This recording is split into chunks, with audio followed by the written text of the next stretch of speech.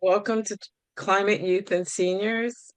We're going to start with a land acknowledgement from Karina Gould, the Tribal Chair in Confederated Villages of Lejeune and co-founder of Segurite Land Trust.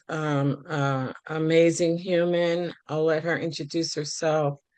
And thank you, Karina. She's been so dedicated and loyal to CEMTF to get us started on these virtual summit series. It's always a blessing. And we're going to be blessed with her words right now. So thank you, Karina. Good morning, everyone. Jorge Tuhi Ka'atla Shanka Ka'atra Karina. Always good to be here with all of you first thing in the morning. My snafu this morning, so no worries, Cheryl, about starting late. It was my fault. I actually couldn't find the link. So it's wonderful to be in community with all of you today.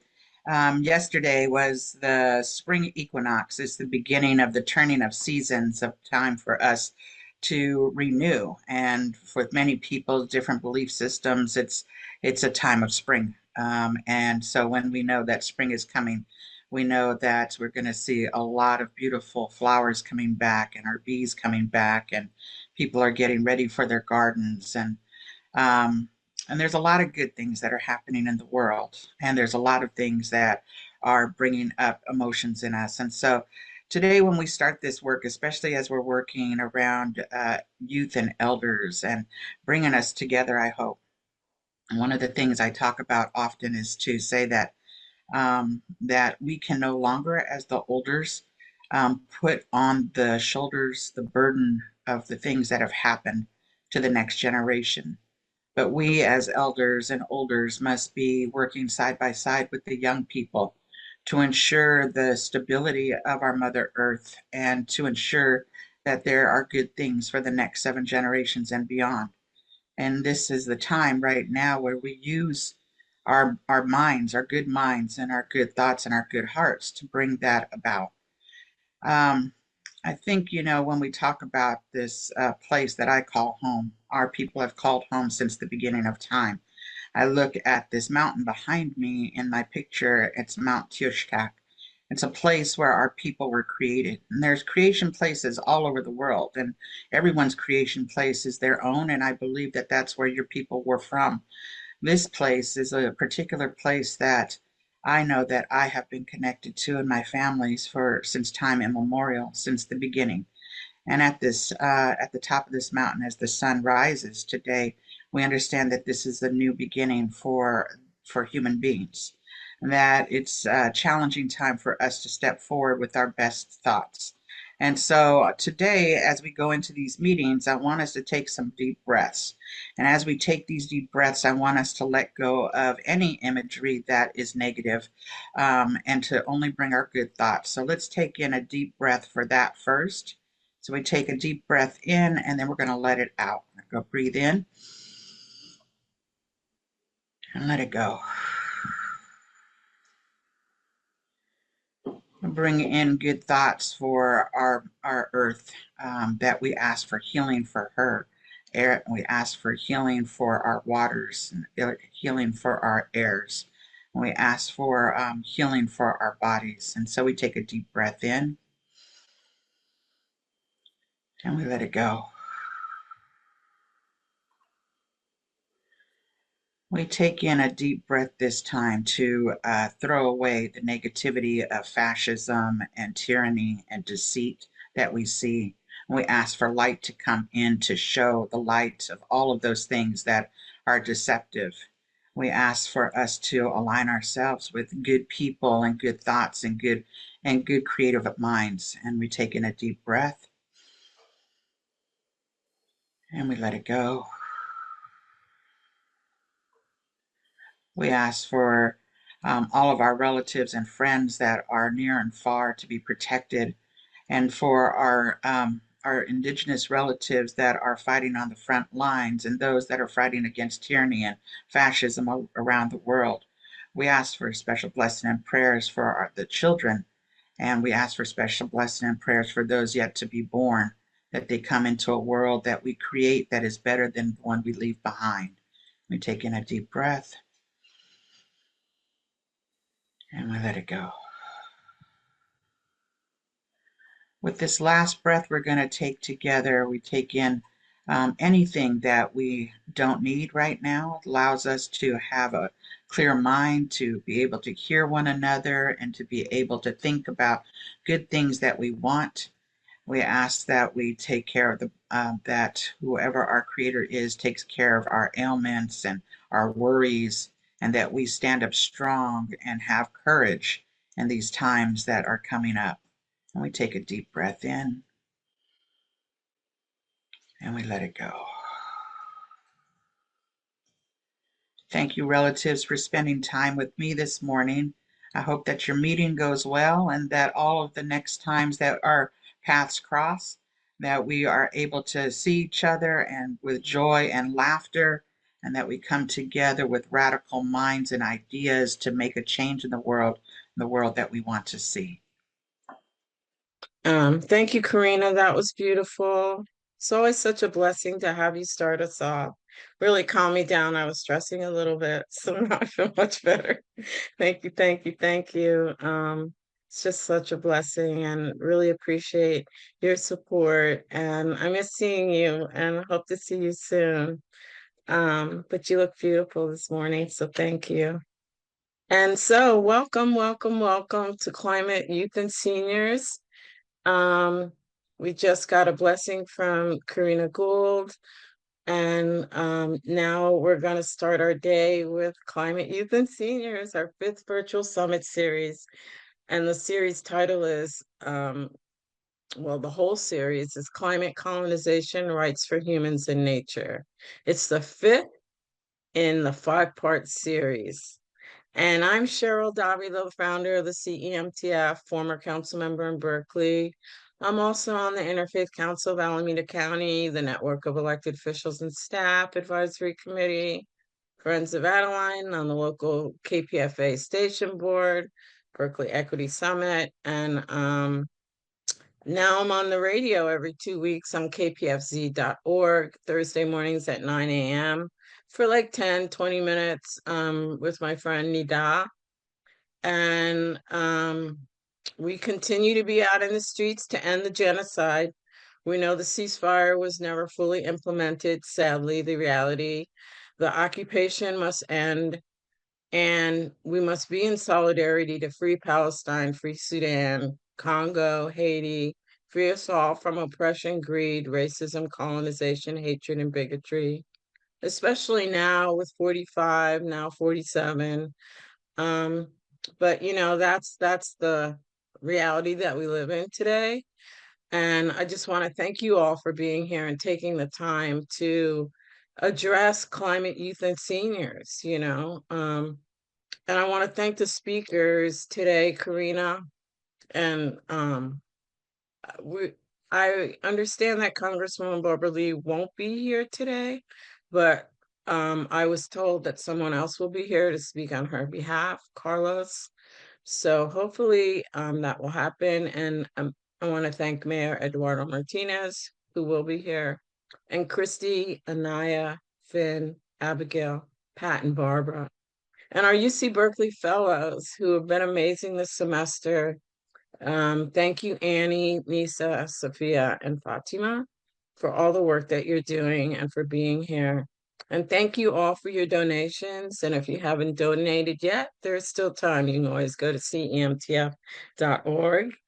And yeah, we're all volunteering here to bring these series to you and the general meetings.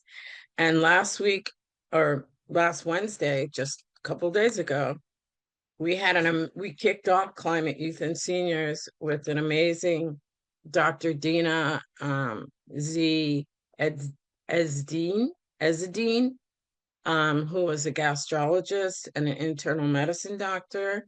And she gave us all kinds of information about how climate impacts youth and seniors in so many different ways. That's recorded, and I'll send it out with this recording. And also like the CEMTF is in its 6th year. We just had our 6th anniversary, February 9th, which went by unnoticed. But hopefully we're still planning to have something to honor our existence at some point in time. Just don't know when. But we're working on it. And the fellows have been working again on Alameda County Climate Scorecard. So look for that. And they've been working on social media content for CEMTF and more. So look for that in May. And so youth is defined. I always like to start with definitions. And when you look it up, it's like, oh, okay, that's what it means, even though you know what it means. But just to refresh your memories, youth is defined as a noun. The time of life when one is young, especially a period between childhood and maturity, or the early period of existence, growth, or development, or a young person. And I don't know why it says especially a male between adolescence and maturity. And then B, young persons or creatures, usually plural in construction. And the quality of a state of being youthful. And it's both a noun and an adjective. And senior, as a noun, is a person older than another, or a person with higher standing or rank. A senior fellow of a college at an English university, a student in a year preceding graduation from a school of secondary or higher level. And this one I just don't get, but it says the third definition, capitalized, a member of a program of Girl Scouts for girls in the 9th through 12th grades. I just don't get that. Or it could be a senior citizen. And as an adjective, of prior birth, establishment, enrollment, often used to distinguish a father with the same given name as his son, or higher ranking, or of relating to or intended for seniors. So that ponder all those definitions. But we are in tumultuous times. As I've been saying, and you've heard me say numerous times, we're in a heap of trouble. And the heap keeps getting larger and larger. Unfortunately, it's amazing how large it's getting. It's trying times, but we must find time to thrive and stay alive and speak up and have courage and smile and laugh and find joys in these times. Palestine has given me a lot of courage when I think of their steadfastness and love of country and self and the homeland and their families. But youth and seniors give me that same courage and hope for our futures. So we must empower each other and not focus on our differences, but unite to save humanity, the climate, Mother Earth, and ourselves. And the youth are so amazing. And the seniors can give us such enlightenment and history and knowledge. So we have to come together. So ponder all that for a while. Get your coffee, get your water, your tea, your breakfast, and sit back and let's hear our amazing speakers. And I'm not sure if the one that we're supposed to have now is here, but I hope Carlos? Yes, Hi. Carlos is here. Carlos. Yay. Hi. Hi, Carlos. Nice to see you. And Annie is going to introduce you. Go ahead, Annie. And Annie is one of our amazing fellows. Thank you. Yes, hi. I'm a Berkeley student. I've been a fellow for CEMTF for a semester and a half now, and it's been great. But first, we have Carlos Uribe on behalf of Barbara Lee. Hi, hello, folks. Good morning, and thank you, uh, Cheryl, and everyone for allowing me to be here today. Thank you, Annie, for the introduction. Um, my name is Carlos Uribe. I'm the campaign director for Congresswoman Barbara Lee. For decades, Barbara Lee has spoken for me just as she has for many of you, and today I'm honored to be able to speak for Barbara Lee. Unfortunately, the Congresswoman does send her regards. She had an unavoidable situation this morning that came up late last night, but she holds this community and the work of EMTF in the highest regard. I'm proud to share some thoughts from her and speak about her vision around climate, youth, and seniors. Um, so Congresswoman Lee has spent her entire life fighting for justice, racial justice, economic justice, and climate justice. And she understands that these issues are deeply interconnected. She often says the people closest to the pain must be the closest to the power, whether it's impact of extreme heat on our seniors, flooding in the flatland neighborhoods, or air pollution causing asthma in our children and frontline communities, especially in Oakland, have shouldered the burden of climate inaction for too long. She believes the time for symbolic commitments is over. The time for action is now. Um, as mayor, Barbara Lee would prioritize and will put climate at the center of Oakland's recovery and transformation. She will prioritize frontline communities in every major policy decision, from building electrification to a tree canopy investment. Equity with every dollar will guide what she does for Oakland. She will expand access to clean public transit, build more affordable housing near transit corridors, and protect from displacement as our climate investments grow. She'll invest in a green new economy. Many of you know she was part of the Green New Deal in Washington. She wants to have a Green New Deal here in Oakland, training youth for clean energy jobs, scaling up solar and battery storage in public buildings, and ensuring union labor is at the center of Oakland's climate future. And she will fight to bring federal and state resources directly to Oakland, continuing the work that she's led in Congress for decades. Barbara Lee believes in the power of intergenerational leadership. That's why she's long partnered with organizations that center seniors and youth voices in climate planning. From the Sunrise Movement to senior housing coalitions, she knows that seniors are among the most vulnerable in extreme heat events, and youth are demanding bold climate action with moral clarity. In her administration, both groups will not only be heard, but empowered to lead. Let's not forget what the Congresswoman has delivered over the years. She secured $30 million in federal funding for the East Bay Greenway, a transformative bike and pedestrian corridor connecting communities from Oakland to San Leandro. She supported federal funding to protect Lake Merritt, the Oakland estuary, and our shoreline, and invested in clean energy innovation through the Inflation Reduction Act. Excuse me. She's pushed for environmental justice protections in West Oakland and at the port, including the Oakland Airport. And she was the only member of Congress who stood to unchecked militarism after 9/11 because she believes every decision, whether foreign policy or climate policy, must center justice and accountability. Speaking of accountability, Barbara Lee understands that governing about partnership and accountability. She'll work with groups like CEMTF, Youth versus Apocalypse, 1,000 Grandmothers, and others to inform and co-create solutions. Establish a climate equity accountability office within the city of Oakland to track implementation, publish metrics, and evaluate community-driven ideas. And she will bring together regional partners, just as she did when working with former Berkeley Mayor Tom Bates to establish a regional safety corridor and align climate goals across cities like Berkeley, San Leandro, Alameda, and Hayward. Just a couple of quick things that a couple of stories I wanted to share actually. During her tenure, one of the big pieces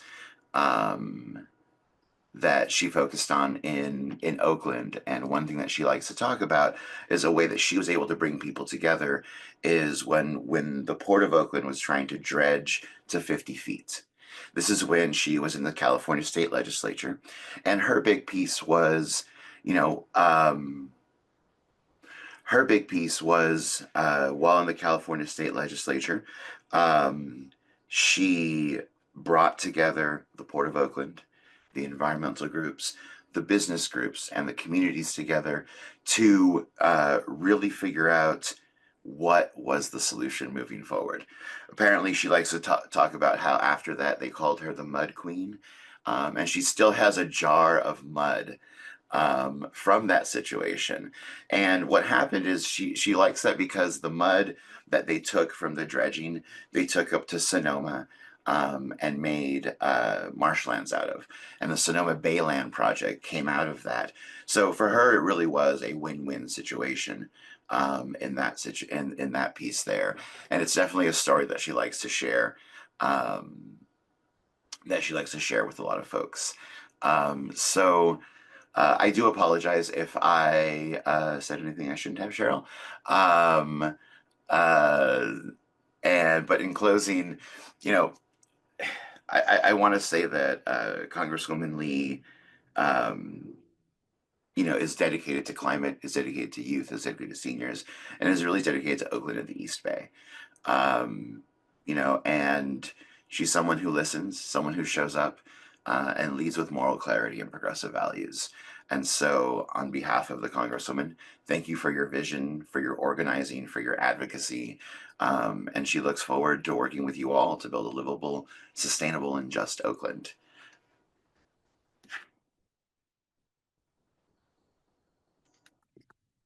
Thank you, thank you. Does anybody have any questions for Carlos?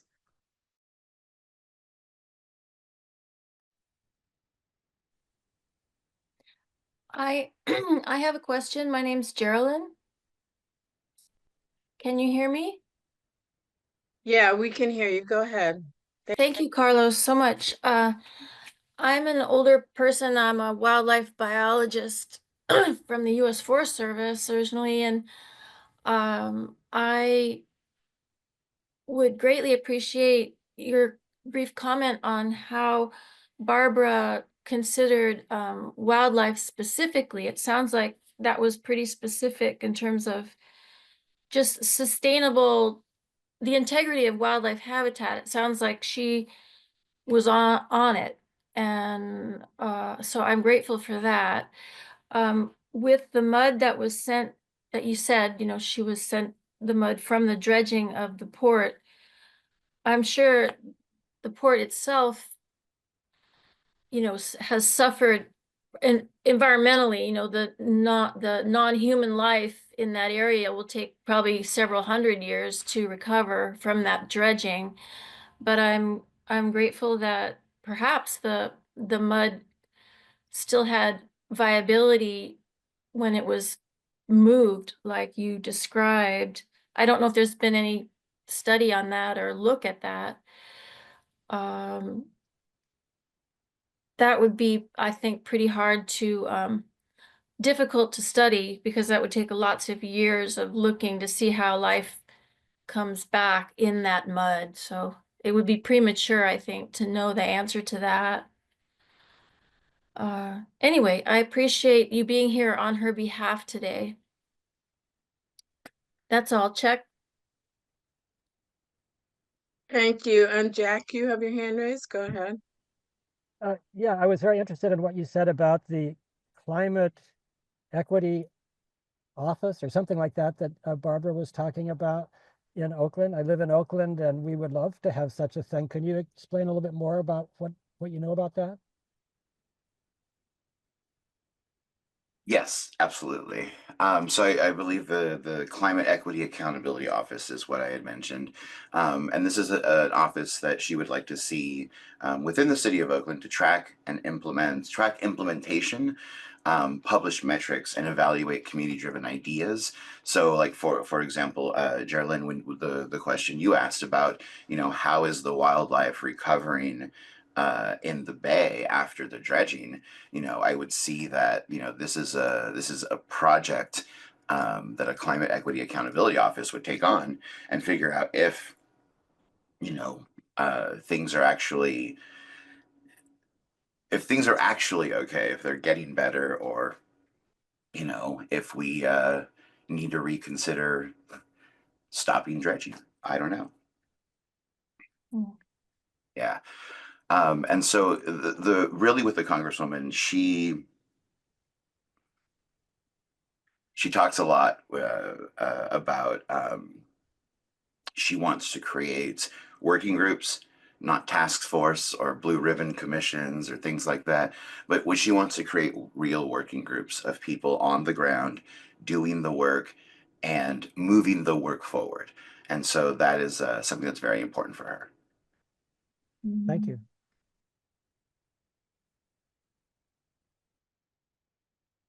There's another hand raised. Sheila, go ahead. So my question, I'm Sheila Gunn. I'm the Emergency Preparedness Coordinator at the Center for Independent Living in Berkeley. And we serve folks with disabilities and older adults. And I have disabilities, and I'm in Oakland. There is a mayor's commission on persons with disabilities, and we also have, I should say, an Oakland aging commission. And I've lived in Oakland for 10 years. And I'm excited about the upcoming election, and I know who I'm voting for. Um, and the day of the Martin Luther King March, Barbara Lee had a thing in the middle of Oakland, and so after the march, exhausted though we were, we went, and there was a lot of good energy. I guess I'm wanting to make sure that we utilize the resources that folks with disabilities and older adults can offer. We are considered a bygone resource. We are overlooked, and I want to make sure that is revoked, and that we can do as much as we all can for that, for everything, really. Yeah, absolutely. Absolutely. And, Congresswoman Lee has, throughout her career been someone who is about equity, justice, and making sure everyone has a seat at the table. And voices are heard and voices are uplifted. I do see a question in the chat about what does Barbara think about the urban forest. In general, like the Congresswoman, has really supported, the greening of our cities, the reforesting of our cities, especially in areas like East and West Oakland, where we have large swaths of pavement and blacktop and no green spaces, where the city actually has come out and cut the trees down so they don't have to deal with maintenance. And so, yeah, in areas, a lot of in deep East Oakland, the trees have been cut down completely. So the city doesn't have to deal with maintenance. And so obviously it's something that the Congresswoman wants to reverse because, one, she understands that, just the social determinants of health of your neighborhood, of how your neighborhood is, and, those pieces like that all play into what makes a city a thriving city.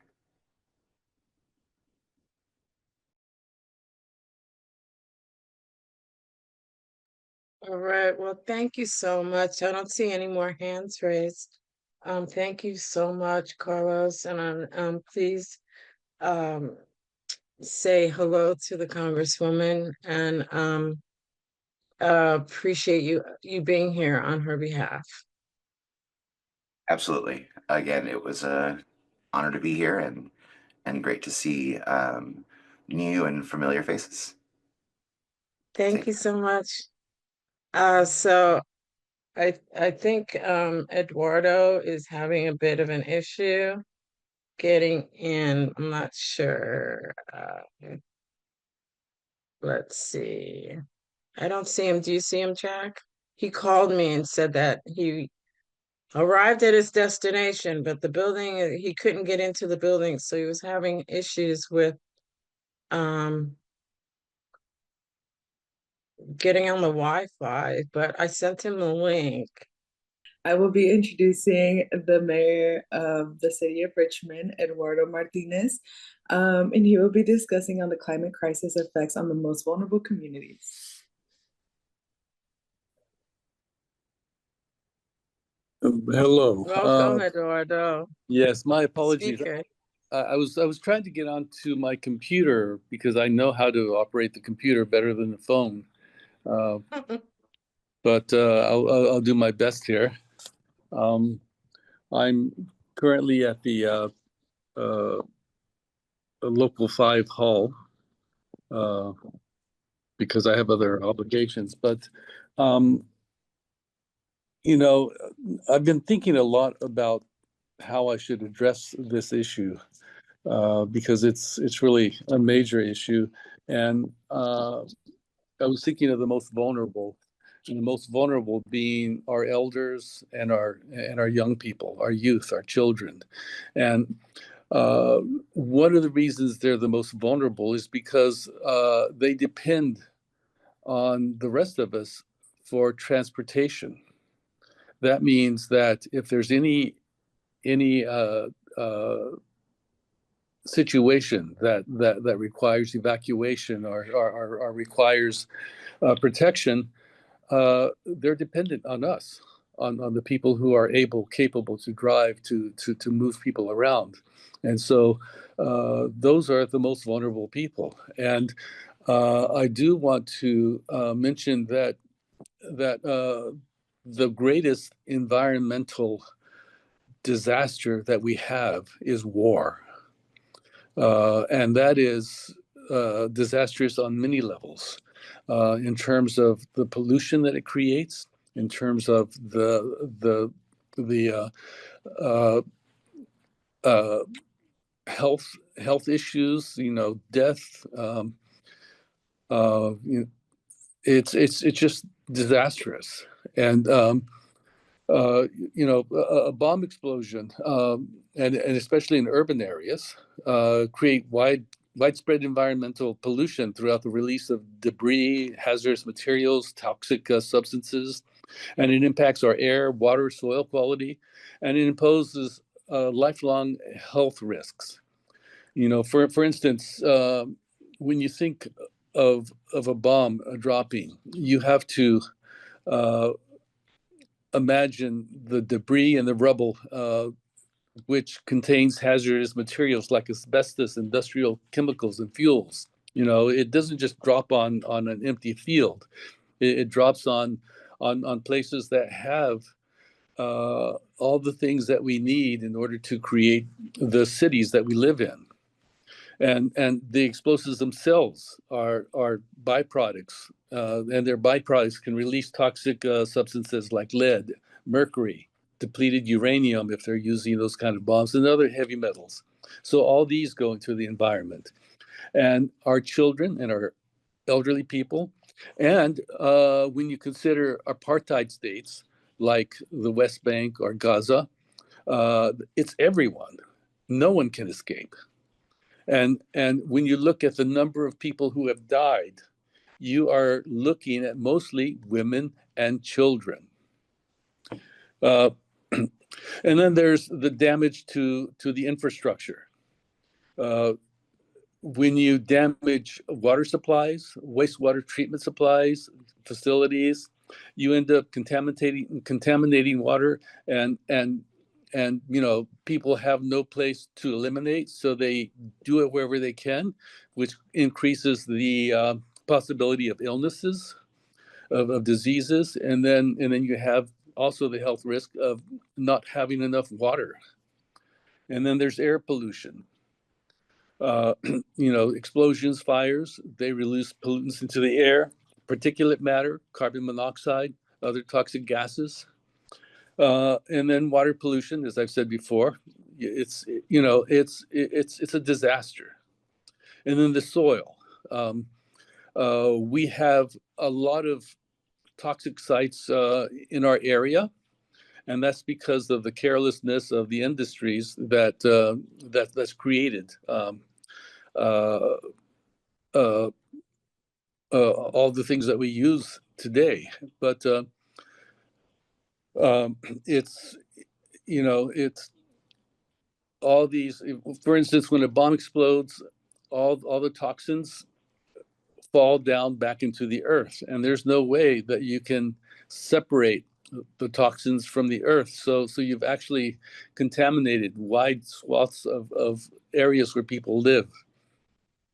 And so we have a long-term environmental damage. And,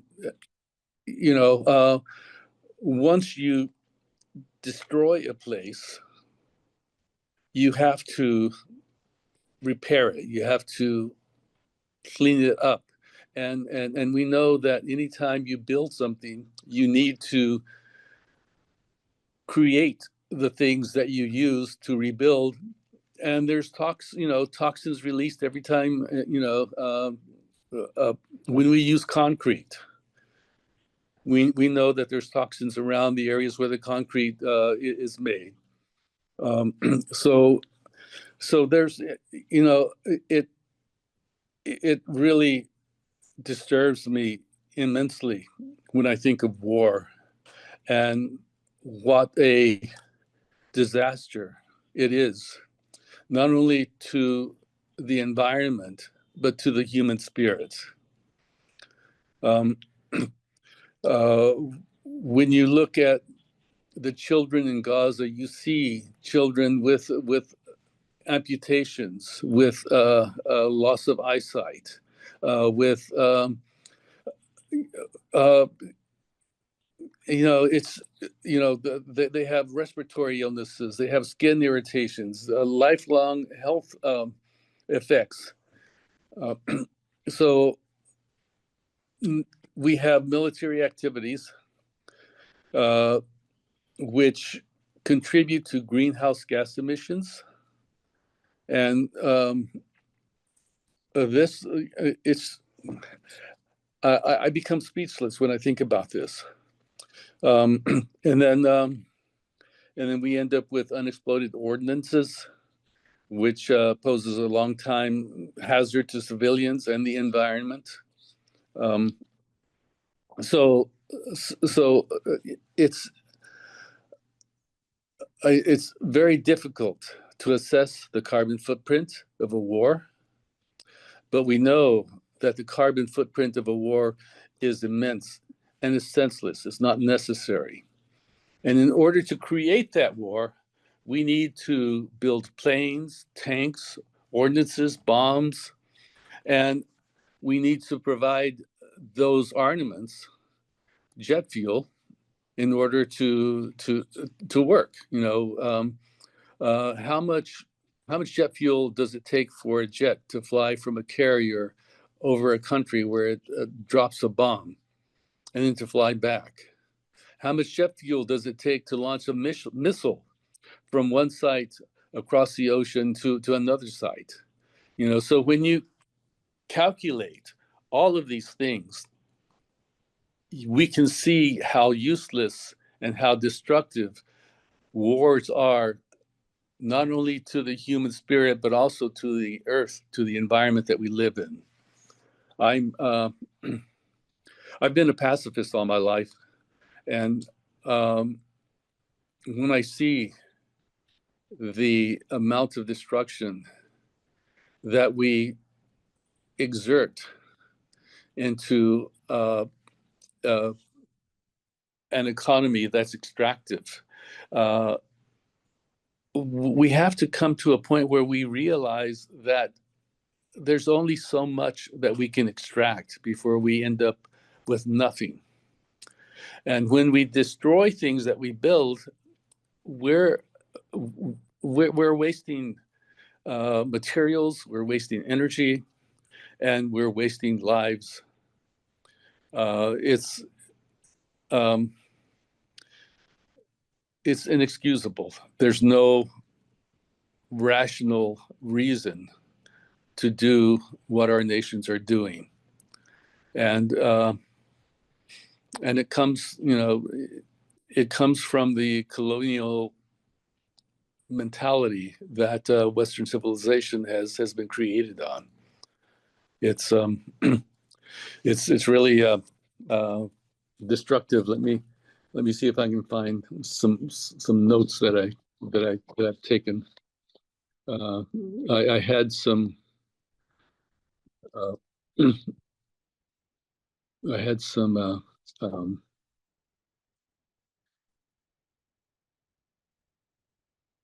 I, some notes on the carbon footprint of various ornaments, just to show you how. So I guess only the military knows how much fuel is consumed per kilometer by certain types of jets.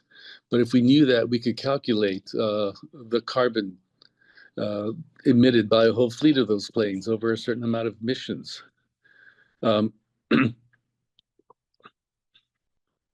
Emissions from burning gas to produce to produce electricity to light up an army barracks, for instance. Those are scope 2 emissions, and then I need to get into what that means. But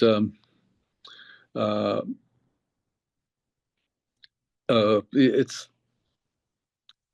the study found that U.S. military alone contributes more greenhouse gas emissions than over 150 countries. Can you imagine that? Just on military uses, our military has emitted more greenhouse gas emissions than over 150 countries. So when we think of not only our military, but all the other militaries and the amount of greenhouse gases that they emit, there is no way to justify war. So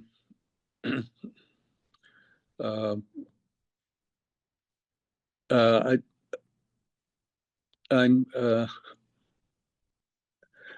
really don't know how to stress the amount of damage that war causes to the environment, and how we need to stop war to protect ourselves, to protect the environment, to protect the women and children. So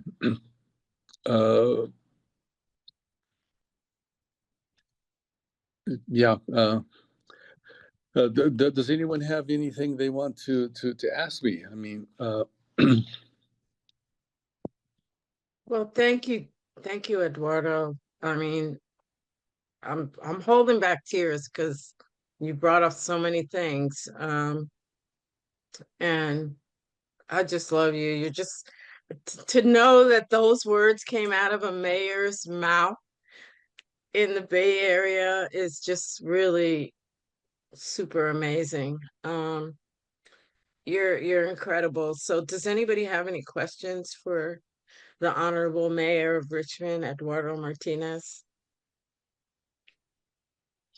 And I always have to tell this story because when I first got elected, I went to a conference in Austin, Texas, and on the last day, everyone had told me about the community that they had for the homeless, or they have a whole village there. I can't remember the name of it right now.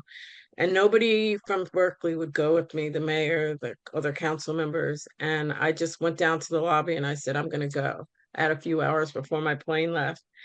And so Eduardo was sitting there reading a book, and I had just met him that weekend. I didn't know who he was from Adam, but I said, hey, do you want to go with me on this thing? And he said, sure.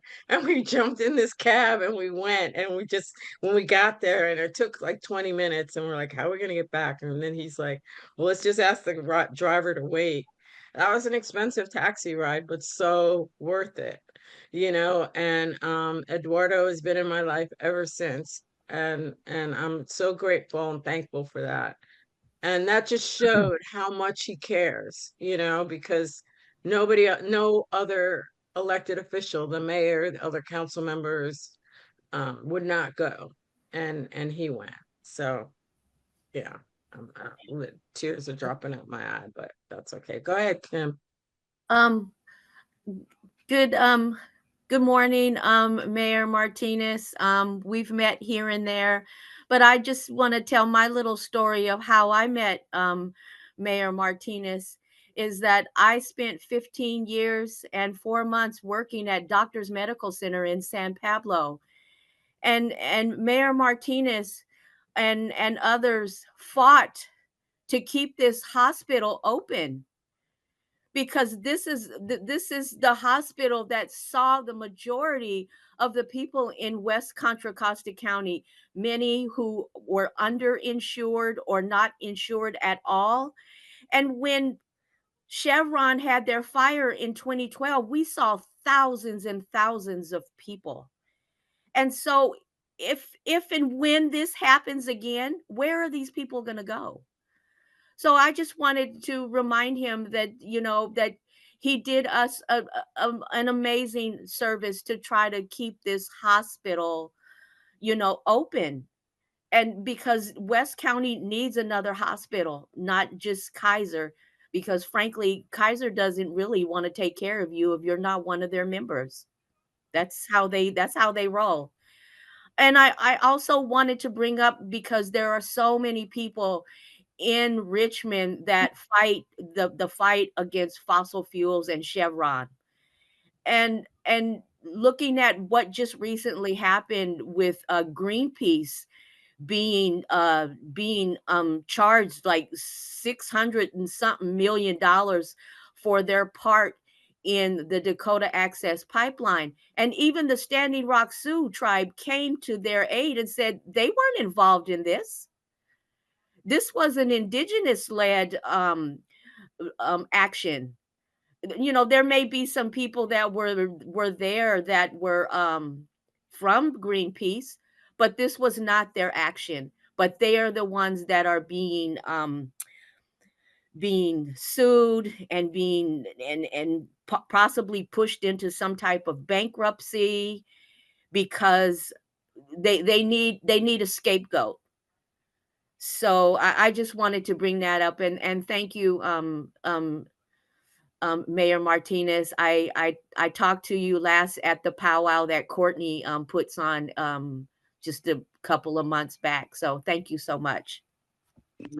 Thank you.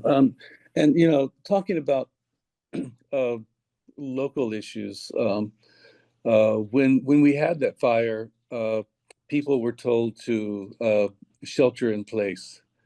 But we know that sheltering in place is basically just a sleight of hand, because the pollutants get in your house and they stay there. So you're basically sheltering in the poison that you're trying to escape. And what should have happened was that they should have provided transportation to move those people from the areas that were covered with the toxic plumes from the Chevron fire to a shelter, to a place where they could be safe. And to show you the inequity, during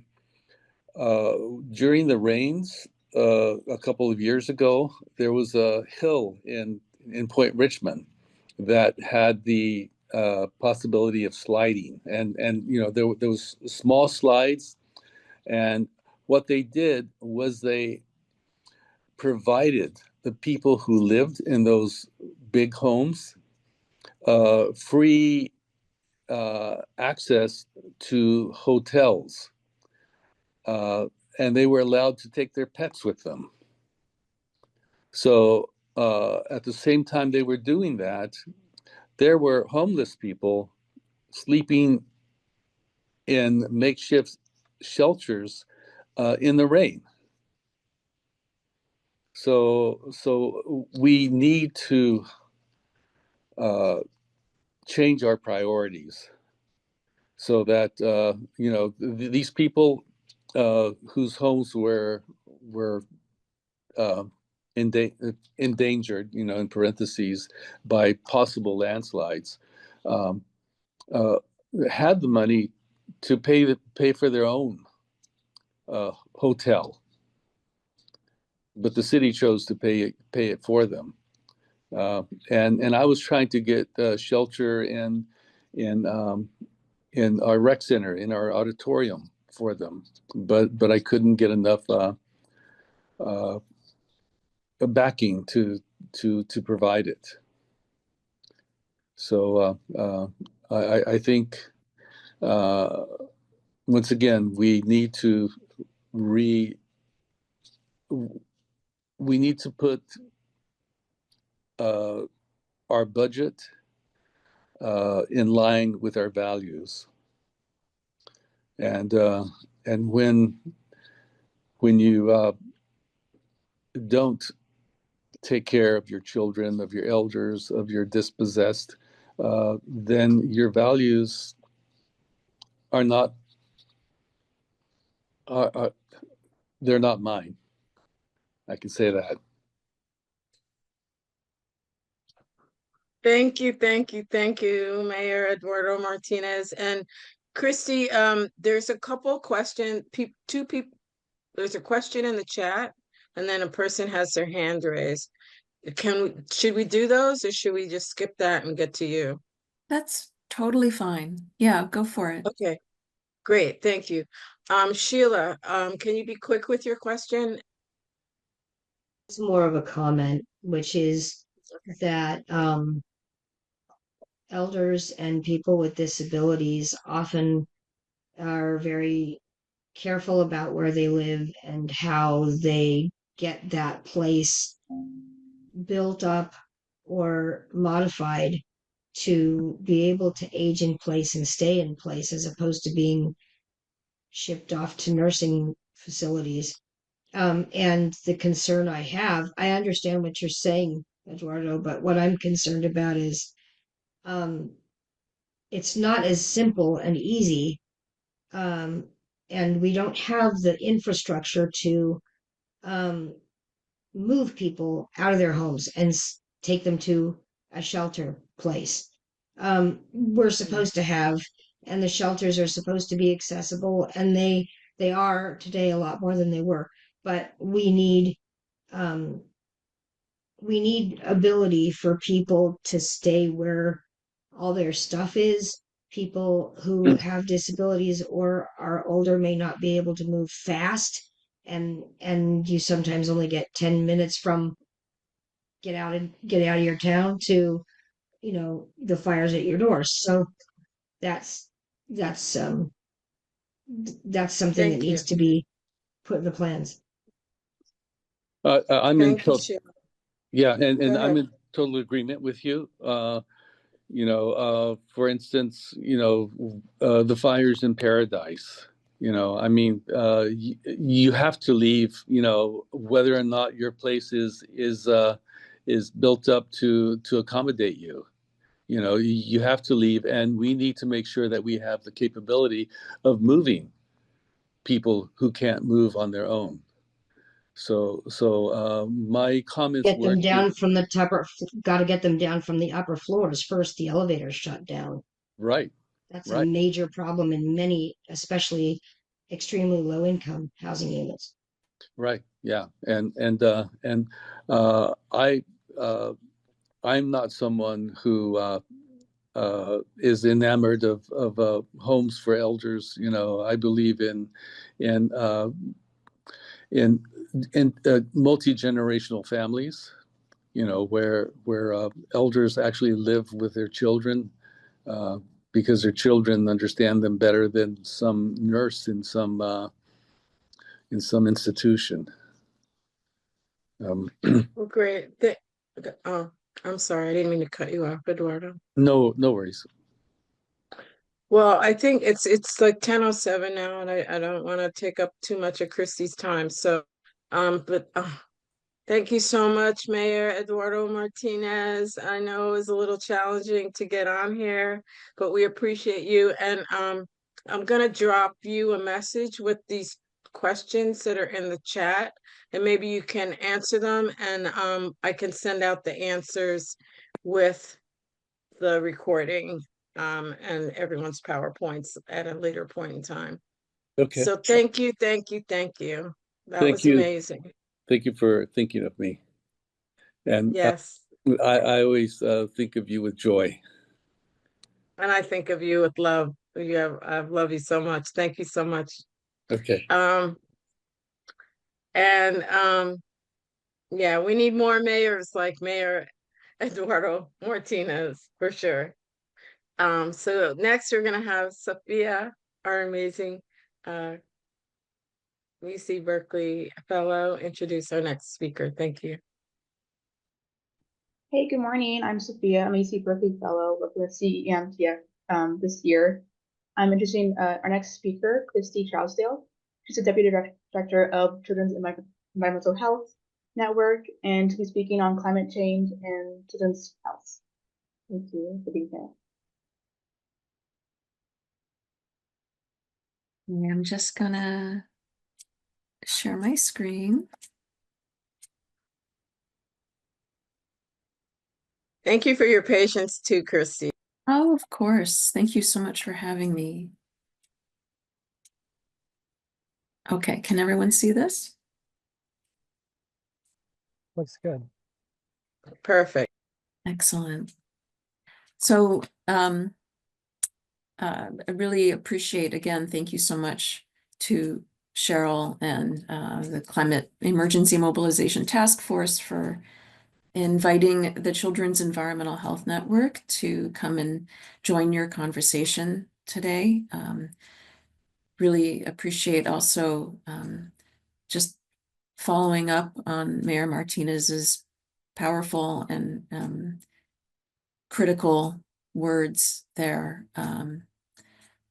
Really just emphasizing the importance of, love and, caring for each other and how that is critical in protecting ourselves and our planet. So going to talk a little bit about children's health in terms of climate change impacts.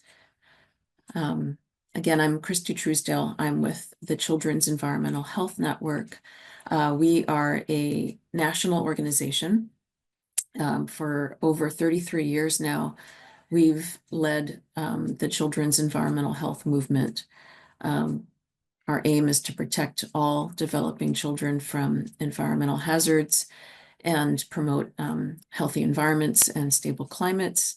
We do this by supporting preventive research and advocating for strong protective child protective policies. And we also raise awareness and provide training and education to diverse stakeholders. And you can find out more about us at this website, cehn.org. I feel like I'm talking with folks who already have a sense for what children's environmental health is, but just in case, sort of a level set, it can be defined as how a child's physical, their chemical, their biological environments are influencing their health, right? So what are they inhaling, ingesting, what's being absorbed through their skin? And we consider built and natural environments, indoors and out. We know so many of us spend most of our time indoors. And sometimes when we hear the word environment, we're not thinking about what's in our homes and in our schools. And all of us are exposed to hazards in the environment. So sometimes we get asked, why do we need an organization that focuses only on children? And, it's because unfortunately our children are getting sicker. It's estimated that over 40% of school-aged children and adolescents have at least one chronic health condition. Just looking at cancer rates since the 1970s, among children. It's increased by 41%. And we know that, treatment and survival rates have increased, but and we also know that it's a relatively rare disease among children, but it is the number one, it's the leading cause of disease-related death in our young children. And this increase that we're seeing should not be happening. We also know that 1 in 5 children in the US have some form of learning or attention problems as well. And we know that there are disparities. So we know that, Black children are 3 times as likely to have asthma compared with their white peers, and that they have lower survival rates in terms of childhood cancer as well. And environmental hazards contribute to the development or to the risk of getting these chronic conditions and developmental concerns.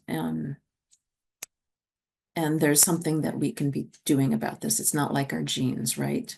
And that's why we care about focusing on our kids. We also know that we're having a serious youth mental health crisis.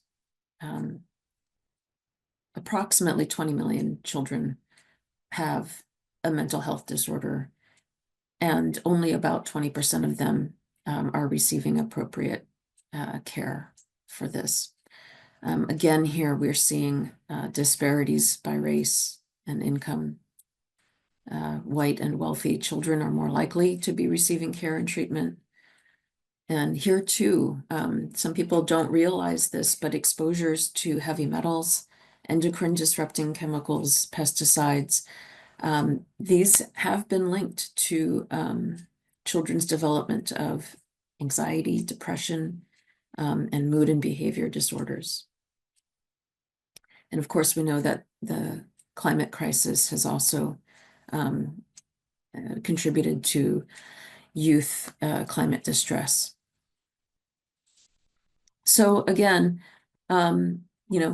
we cannot be thinking of children in terms of them sort of being just like us, but smaller. It's important that we recognize that they have unique vulnerabilities to environmental hazards. They have higher exposures to certain toxicants. They have unique exposures based on the fact, like for instance, prenatal exposures. They have very limited diets. Maybe they're only consuming infant formula, for instance, or only chicken tenders, that can increase their risk to certain contaminants.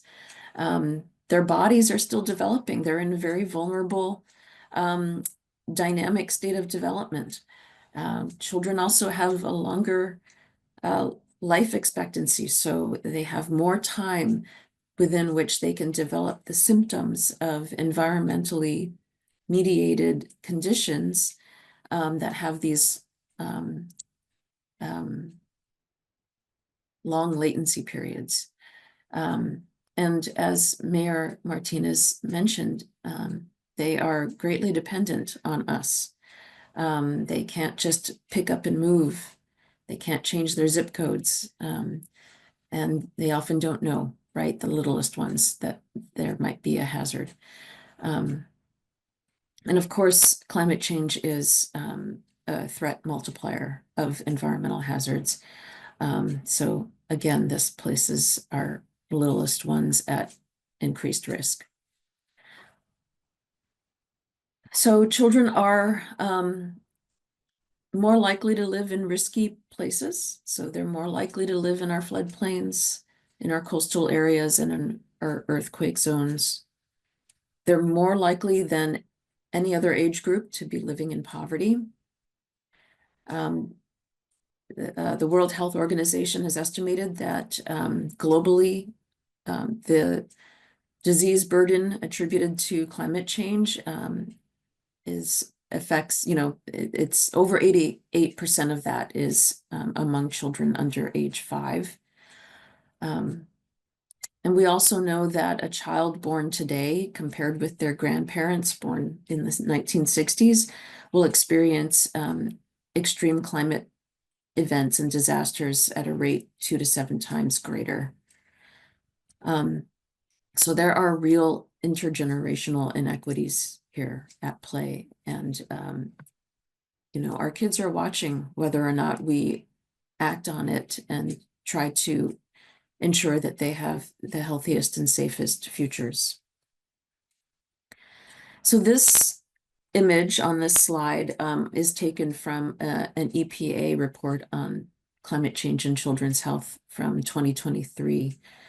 And it just shows, just a few examples of ways that kids can be exposed to harmful conditions from climate change. Mental health and injuries related to climate disasters are not included. And I would also add to this food security, malnutrition, wildfires, drinking water, quality, and toxic exposures to chemicals are all additional hazards related to climate change. So we also know that, communities that have been marginalized by racism, communities that are under-resourced, that have lower wealth, and other systems of inequity are on the front lines. They're hit the first and they're hit the hardest by climate change, right?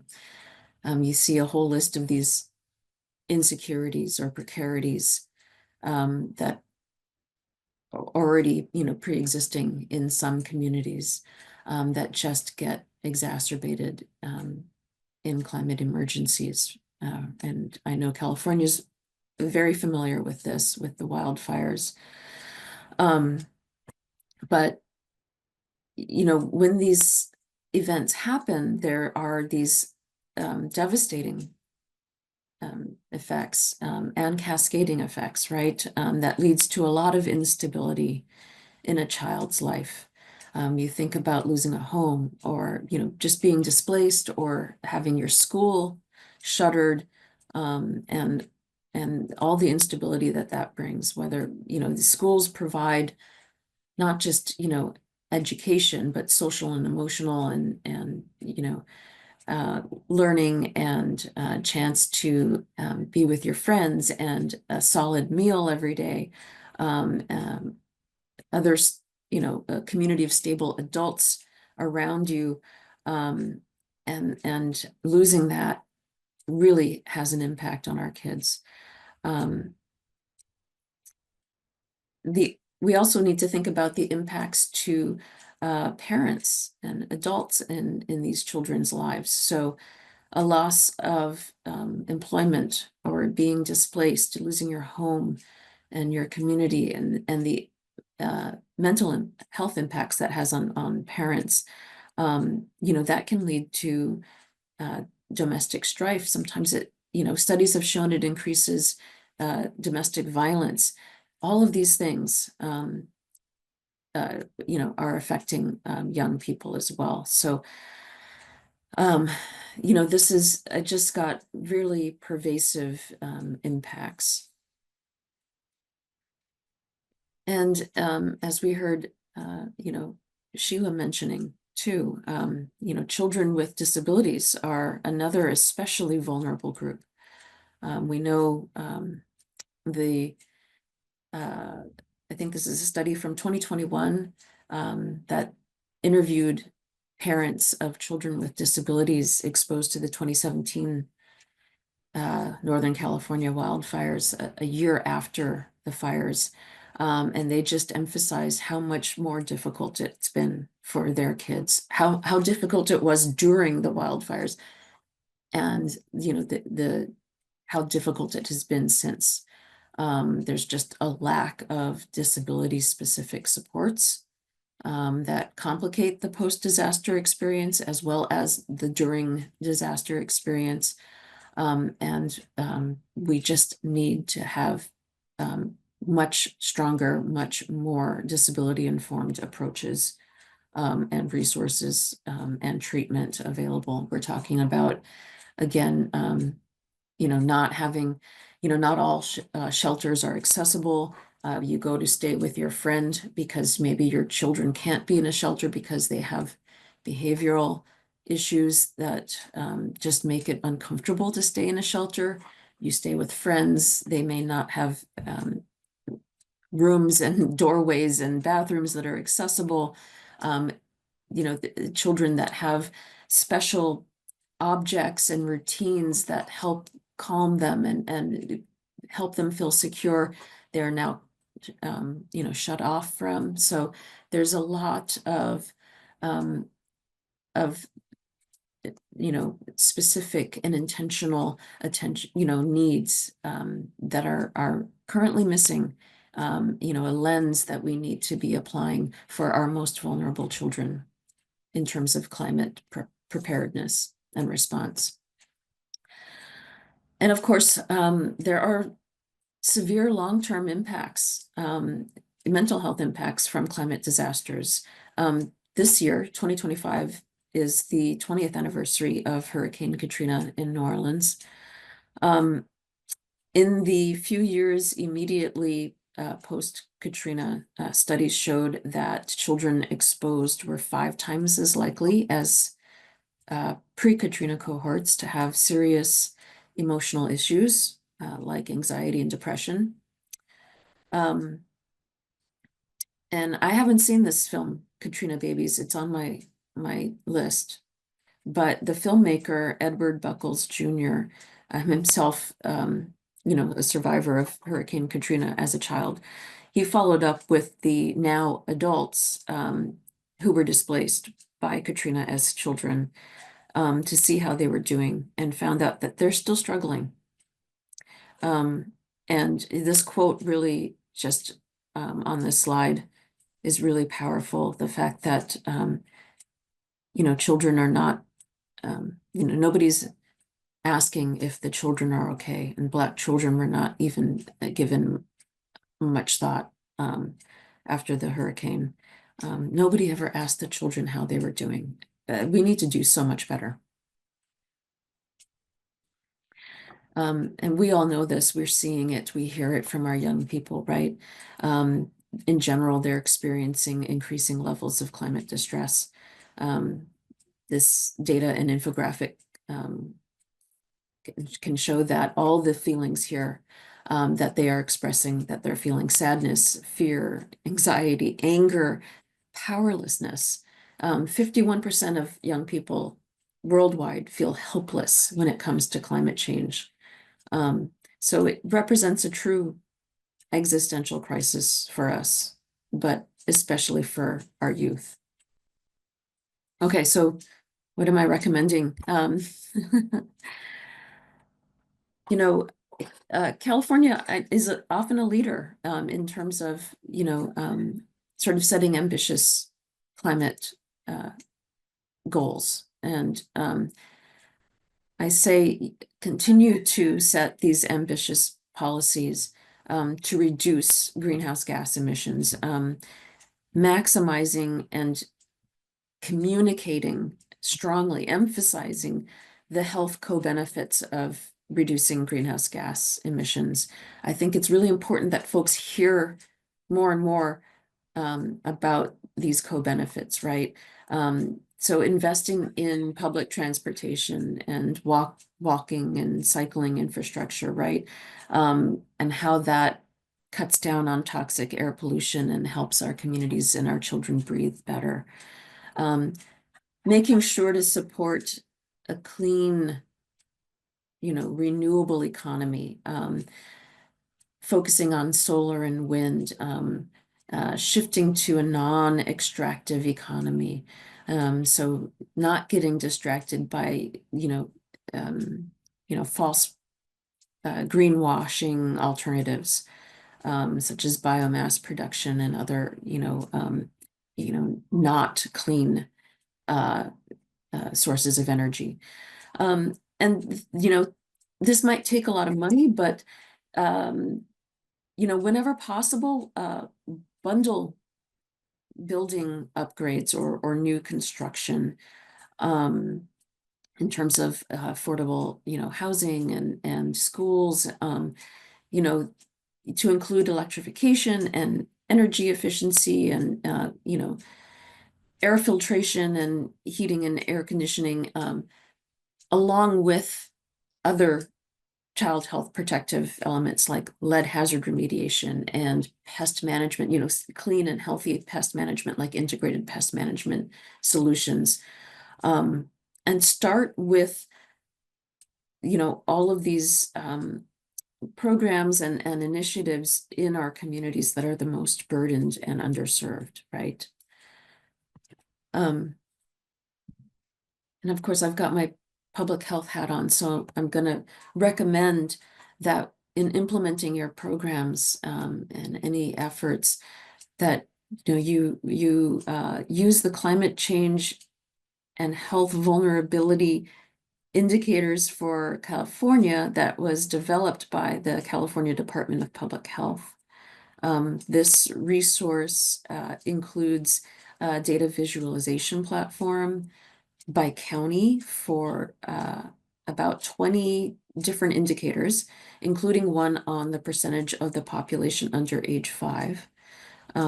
These indicators are organized by environmental exposures, population sensitivity, and adaptive capacity, the percentage of homes that have access to air conditioning, for example.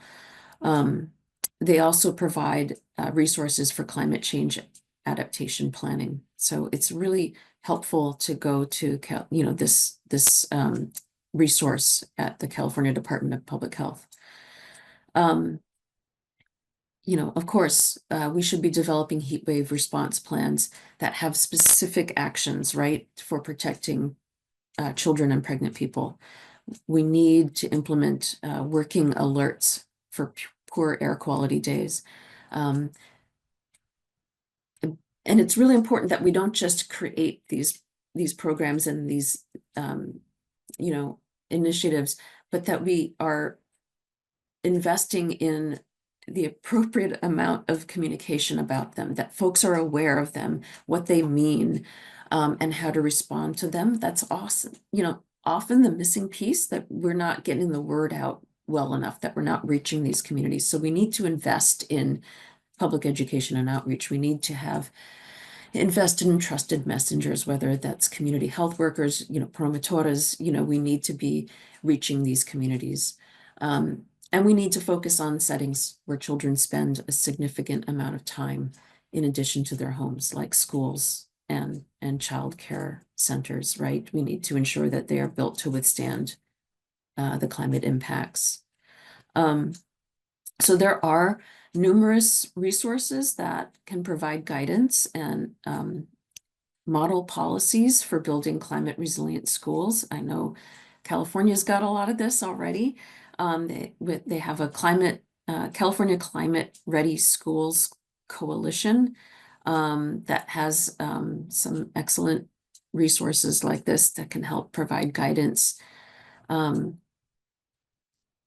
And of course, the goal again is sort of comprehensive actions. Again, not just building structurally resilient buildings, but thinking about energy efficiency, indoor air quality, right?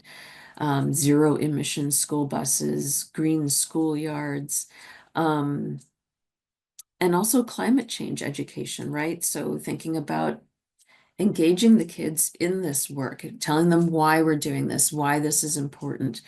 I wanted to point out that the American Public Health Association has developed this excellent climate and health youth education toolkit. It's for health professionals who can reach out to their local high school and provide a guest lecture specifically about climate change and public health. Because, first of all, kids aren't learning about climate change nearly enough in their K through 12 education. And even more so, they're not learning about the human health aspects of climate change. So I'm putting it out there for anyone interested to check out this toolkit and reach out to your local high school and offer to give a guest lecture. It's so important to educate, folks. It helps with their mental health, obviously, to give them this sense of agency and empowerment, to show them that they can take steps to be a part of the solution. And childcare, really essential environment where millions of our youngest and our most vulnerable are spending significant time outside of their homes. And it's tricky.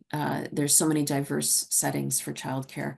But the Agency for Toxic Substances and Disease Registry created a Choose Safe Places for Early Care and Education guidance.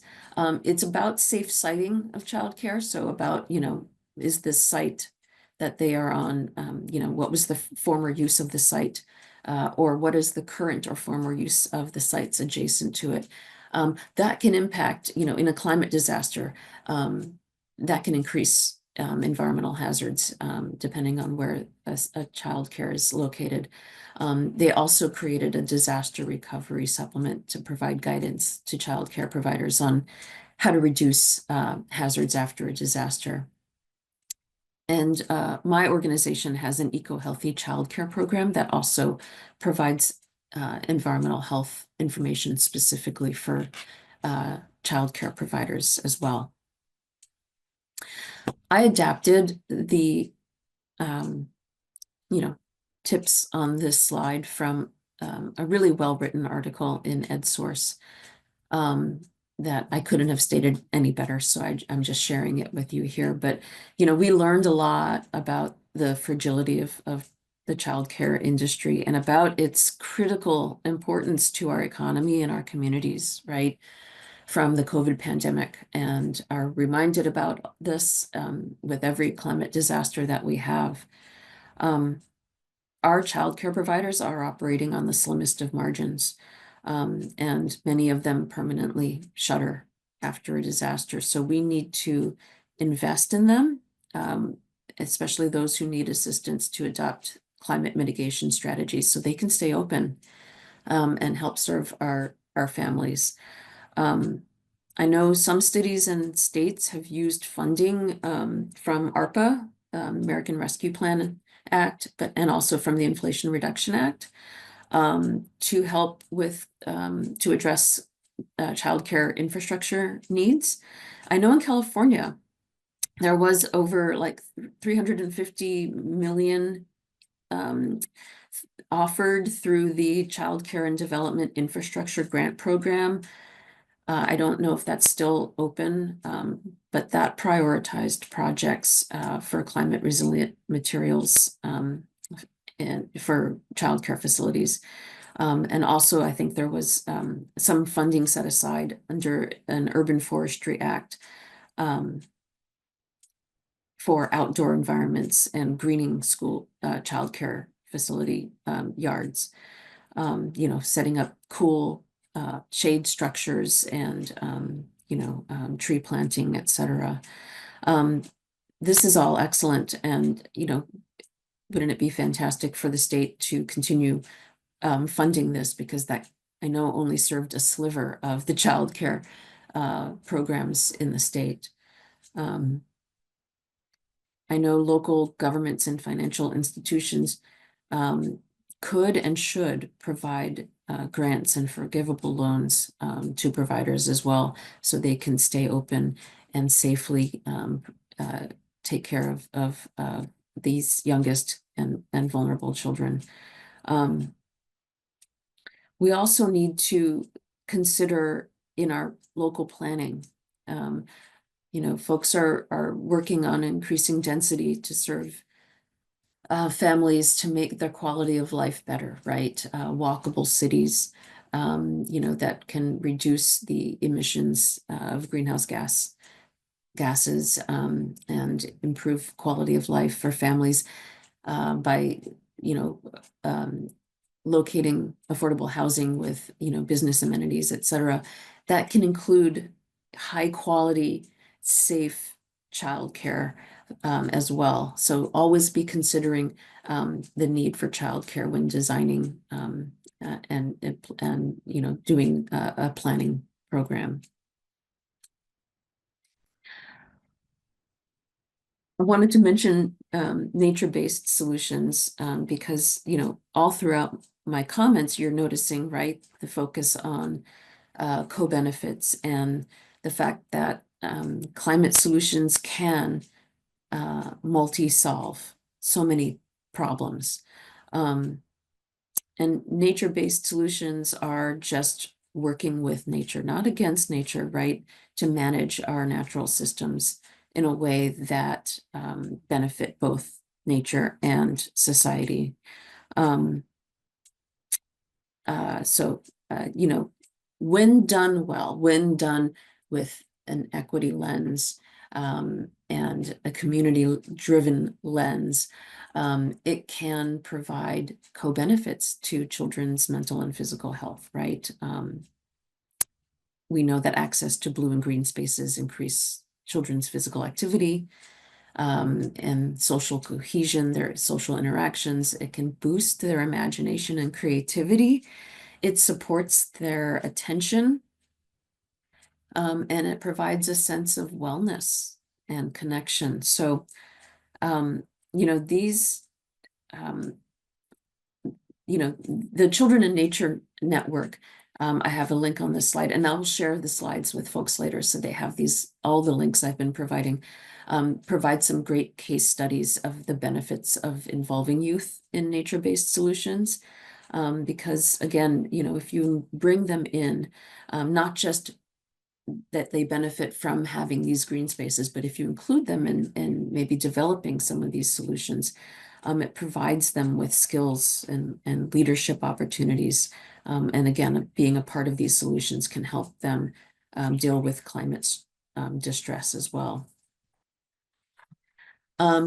Lastly, I just wanted to share that the American Public Health Association's Center for Climate, Health, and Equity offer a couple of resources for local health departments and for communities. So including this one, which is a guide for local health departments around addressing climate change, health, and equity. And also this guidance to local coalitions and organizations on building community-wide mental resilience and a robust social infrastructure to support individual and collective wellness. So taking a public health approach to mental health wellness in communities. So lastly, I just wanted to say, you know, we're wrapping it up. When we focus on children's health, we're really focusing on everyone's health because we all have children in our lives, whether they're our own or other children that we know and love. And we were all children ourselves. So let's apply a health in all policies, an equity lens, a children's lens. Let's intentionally consider their unique vulnerabilities, especially those who are most marginalized. And I've been talking this whole time about kids as being vulnerable, but they have their own unique strengths, their insights, their talents, their resilience, their idealism. So we need to, you know, we need to educate them. We need to empower them to be a part of these solutions whenever possible, whether that's inviting them to be on youth advisory boards, whether that's, you know, giving a guest lecture, and you know, offering them an internship, you know, partnering with their schools, bring them in. And so I'm done, but I wanted to say, All right. we are in a time of great uncertainty, and you know, our values and these issues that we're working on are under attack. So I really appreciate the space that the Climate Emergency Mobilization Task Force has offered to us all to stay connected. And thank you so much. On this slide, you'll find ways to stay connected to me and to the Children's Environmental Health Network. Wow. That was so amazing. Sad, but we need to know all these things so that we can keep it in the forefront of our minds. And children are just so beautiful. I mean, I worked at a children's school, and that was the only reason why I wanted to stay there, was because of the children. They used to bring me such joy, even though it was kind of stressful job. But anyway, but thank you. We're running a little late, so we're just gonna keep it moving. Oh, no worries, no worries. It's just, stuff happens. This is how it goes. Sophia is going to well, if I find any questions in the chat, I'll forward them to you.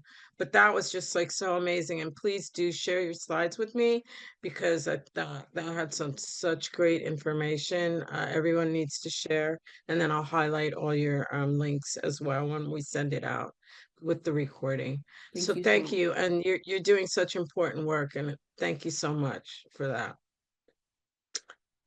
So we're gonna start. Sophia's gonna introduce our next speaker. Thank you. Great, thank you. I'm introducing Anaya Butler, the cultural and regional strategist of Youth versus Apocalypse. Finn Does, an organizer and student at the University of California, Berkeley, and Abigail Zoger, professor at Santa Rosa Junior College and organizer of Sonoma Youth Climate Nights. I'm pretty sure I'm going first. Very, very grateful to be here with you all. My name is Anaya. I use she, they pronouns. I organize with Youth versus Apocalypse. We're a Bay Area-based youth-led group of climate and environmental justice organizers fighting for climate and environmental justice through centering and uplifting the intersections of race and class. We see the climate crisis as a direct result of foundational systems of white supremacy, capitalism, and overall oppression that also fuels the other social injustices that working class, low income, Black and Brown people experience at a disproportionate rate. I joined YVA when I was 13.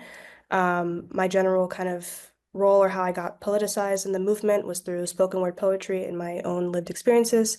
Growing up with incarceration and unnecessary suffering, lack of access and opportunity, I was just really like, there's too much suffering. Why is this happening? And I processed that through poetry. And YVA was planning this action, the second biggest climate strike in the United States in 2019. My mom was working at the school as a custodian where they were meeting. My mom likes to tell my business, and she was like, my daughter does poetry. So they invited me to perform, and I've been stuck ever since. A lot of my role in YVA has looked like leading our cultural strategy, mostly through hip hop and climate justice, using hip hop and art as a way to transform the climate culture to be more inclusive and representative of those who are most impacted by the climate crisis, recognizing that there is a lot of intentional whitewashing and greenwashing of the movement, and also helping lead our strategy for our mass mobilizations and direct actions, in addition to our political education and leadership development of the youth who we engage with. YVA kind of has multiple EJ campaigns, and we base build through our school clubs. And so while I want to give a more kind of in-depth introduction of YVA, a lot of what I'll be talking about today is kind of my personal reflections as a youth organizer. I'll be turning 19 on Monday, and so almost 6 years of being involved in the movement, and as an organizer. And given the intensity of current conditions, I'm going to be reading a draft of an essay. That being said, I do try to do spoken word poetry. I always like to do it in community, and so there's probably not time today, but I would love for y'all to email me if there's any feedback or thoughts afterwards. My email is anaya@youthversusapocalypse.org, versus VS. I can put that in the chat later. Okay, let's get into it.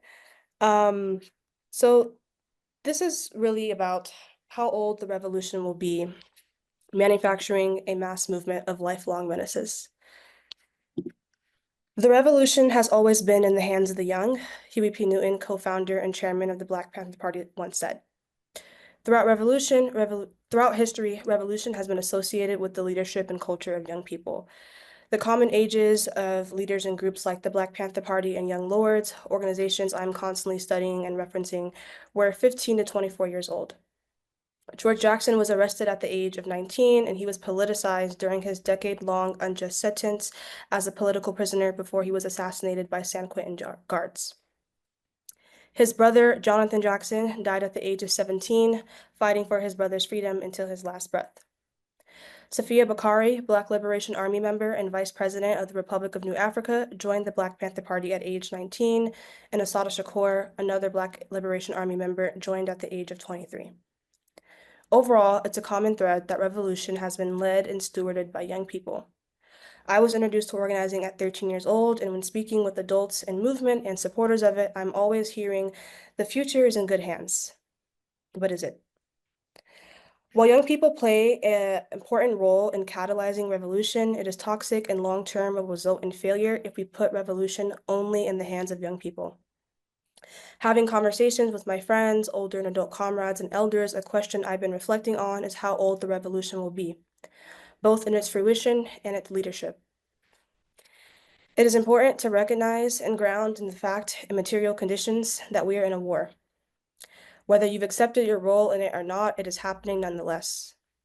As someone violently separated from my own lineage through gendered violence, normalized and founded by centuries of genocide and displacement, growing up with incarceration, lack of access and opportunity, and suffering being the norm for my family and community, I have grown to understand and find the significance of the war on youth as it relates to our probability of attaining collective liberation for our people and the earth.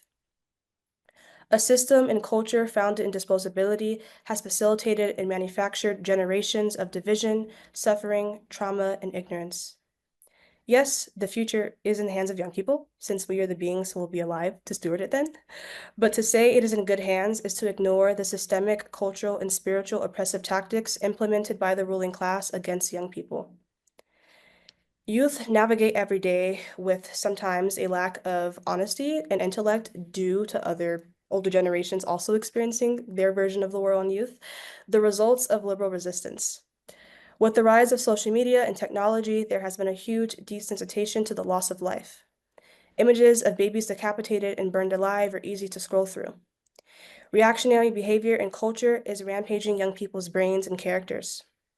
They're constantly purposeful fear-mongering tactics to induce a lot of fear, but the capitalist tendency to react and produce without process and reflection is poisoning many youth and student-led movements. Anti-intellectualism is seeped in our spaces anti-intellectualism is seeped in our spaces of education and care. Spaces of education, also known as schools and other spaces, are one of the most notable ways that young people's development is being targeted. The education system itself is rooted in a hierarchical and white supremacist structure. School at this point is nothing but a factory, but to produce more compliant and complicit workers and soldiers for this capitalist and imperial empire, producing nothing more but the nuts and bolts of this war machine. Assata writes in her book, Assata Autobiography, the schools we go to are reflections of the society that created them. Nobody is going to give you the education you need to overthrow them. Nobody is going to teach you your true history, teach you your true heroes, if they know that knowledge will set you free. Schools in America are interested in brainwashing people with Americanism, giving them a little bit of education, and training them in skills needed to fill the positions the capitalist system requires. As long as we expect America's school to educate us, we will remain ignorant.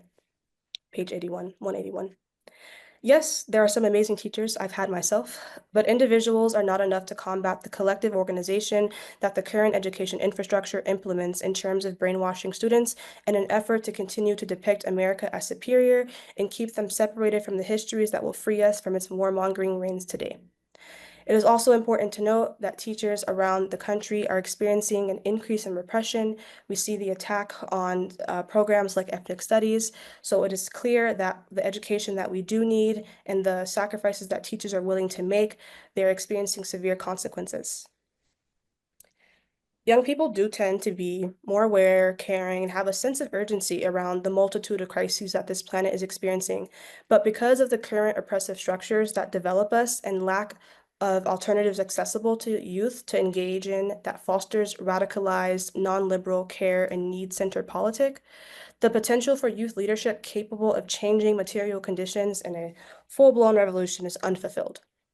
This is not to take away from the sacrificial principled, and amazing work that young people are doing around the world. It is clear we demand truth. We demand manifestation of possibility.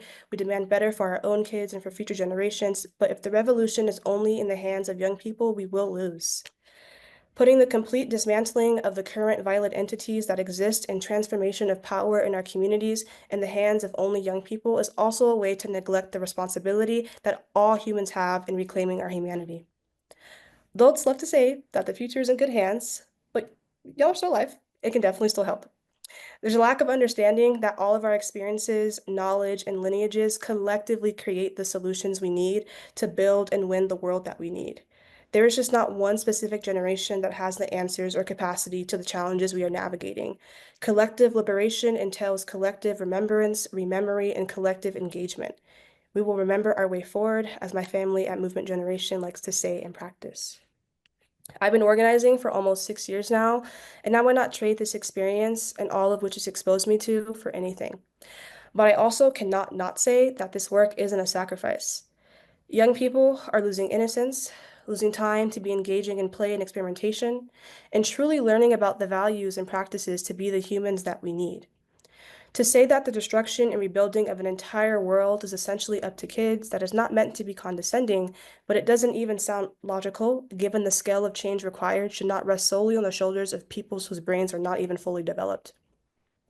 It's also really important to note that revolution requires risk and loss, especially with our role here in the imperial core. There is a lot to lose, and all of that sacrifice cannot only be on young people. It is extremely unfair.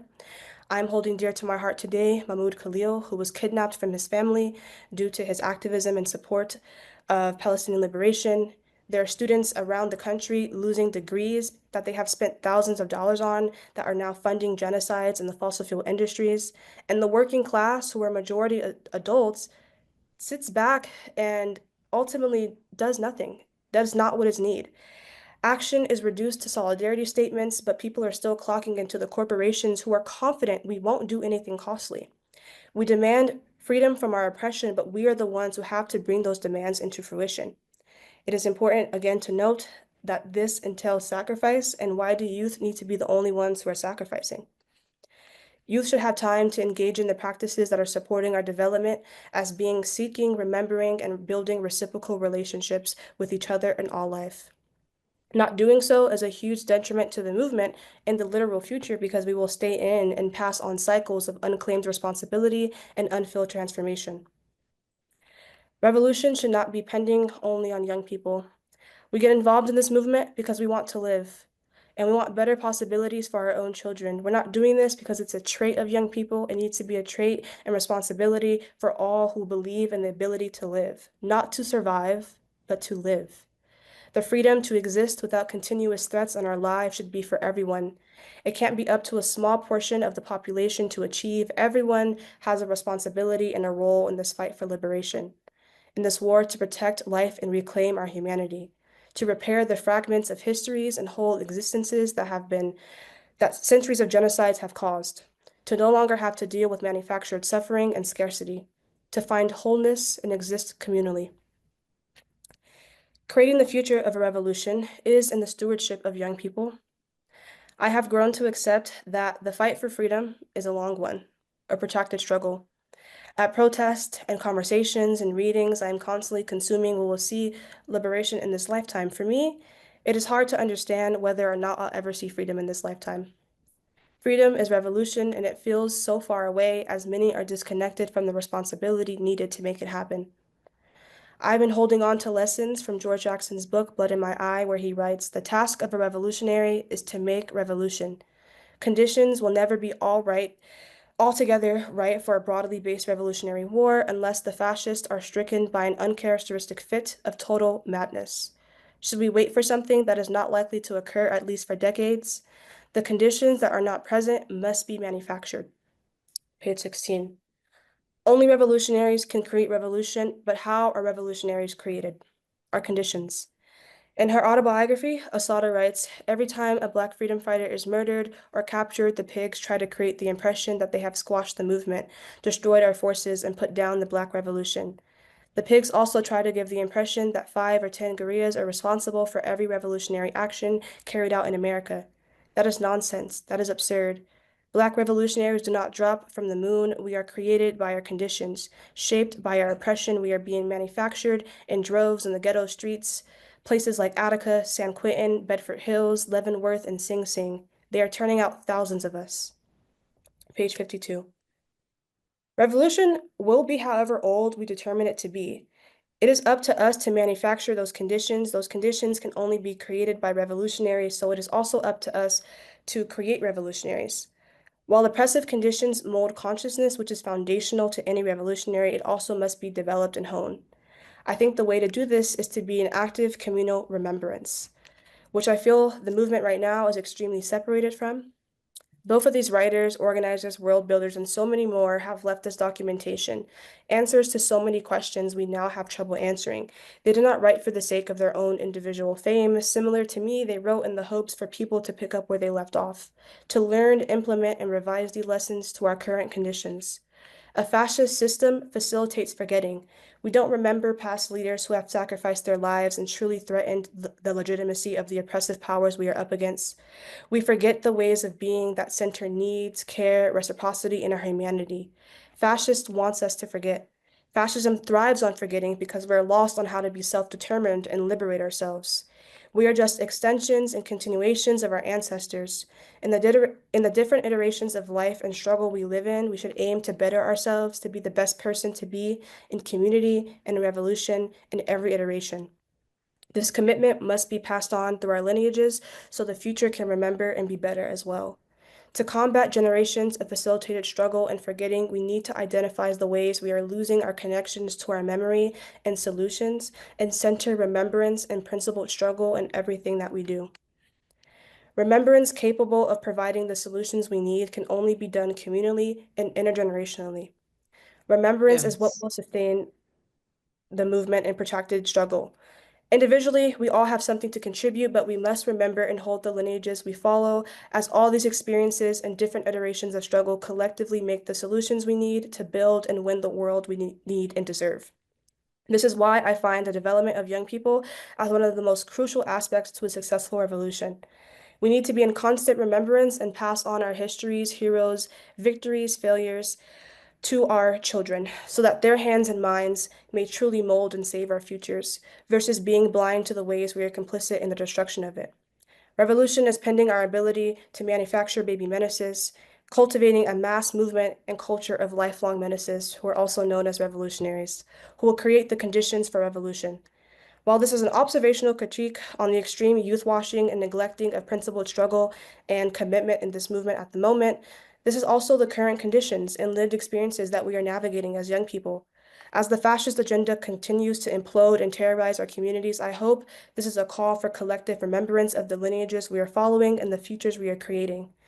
May the seeds of baby menaces be planted today for revolutionary conditions to be created tomorrow. Appreciate y'all for the time. Wow. I'm so scared of you, Anaya. That was amazing. Yeah, that was so amazing. So we're just gonna keep it moving. We're running over time, so I don't know, everyone can make adjustments, but go ahead, Finn. Thank you. Yeah, I'll try to keep it short. And I was just gonna share my screen because I have a little presentation here.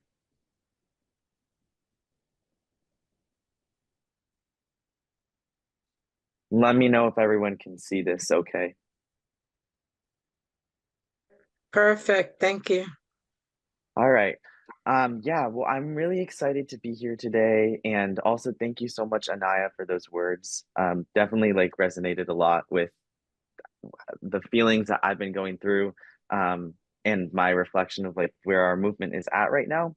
And I think that's sort of like a perfect segue really into what I wanted to share with y'all today about, which is really how I think right now, as we're watching these systems around us literally crumble, as we're watching the chaos terrorize folks, that the future really is, and belongs to mutual aid, and how we can move beyond billionaires and chaos and disposability as the norm that we are in. So before I really get started into sharing my thoughts with y'all or sharing about some of the work that I've been engaged in, I wanted to hear from you.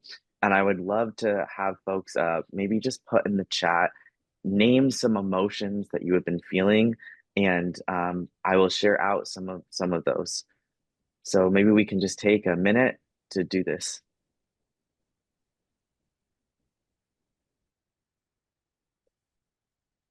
Do you want to keep talking while people drop it in the chat? Yeah, sure, for sure. Well, I'll leave this slide up here, but I really wanted to ground ourselves in the moment that we're in right now and the political conditions and really in the state of where we are, as Anaya said, in the imperial core.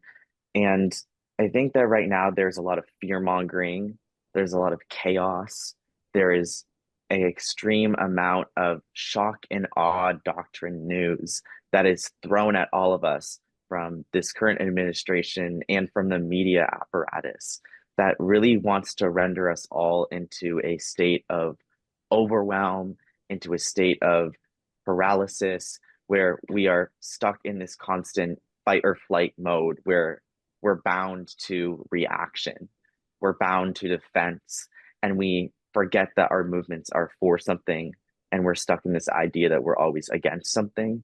And I think that for me, I've been trying to be more intentional and name that it can feel like right now all of this turmoil that we're going through is new, but it really isn't.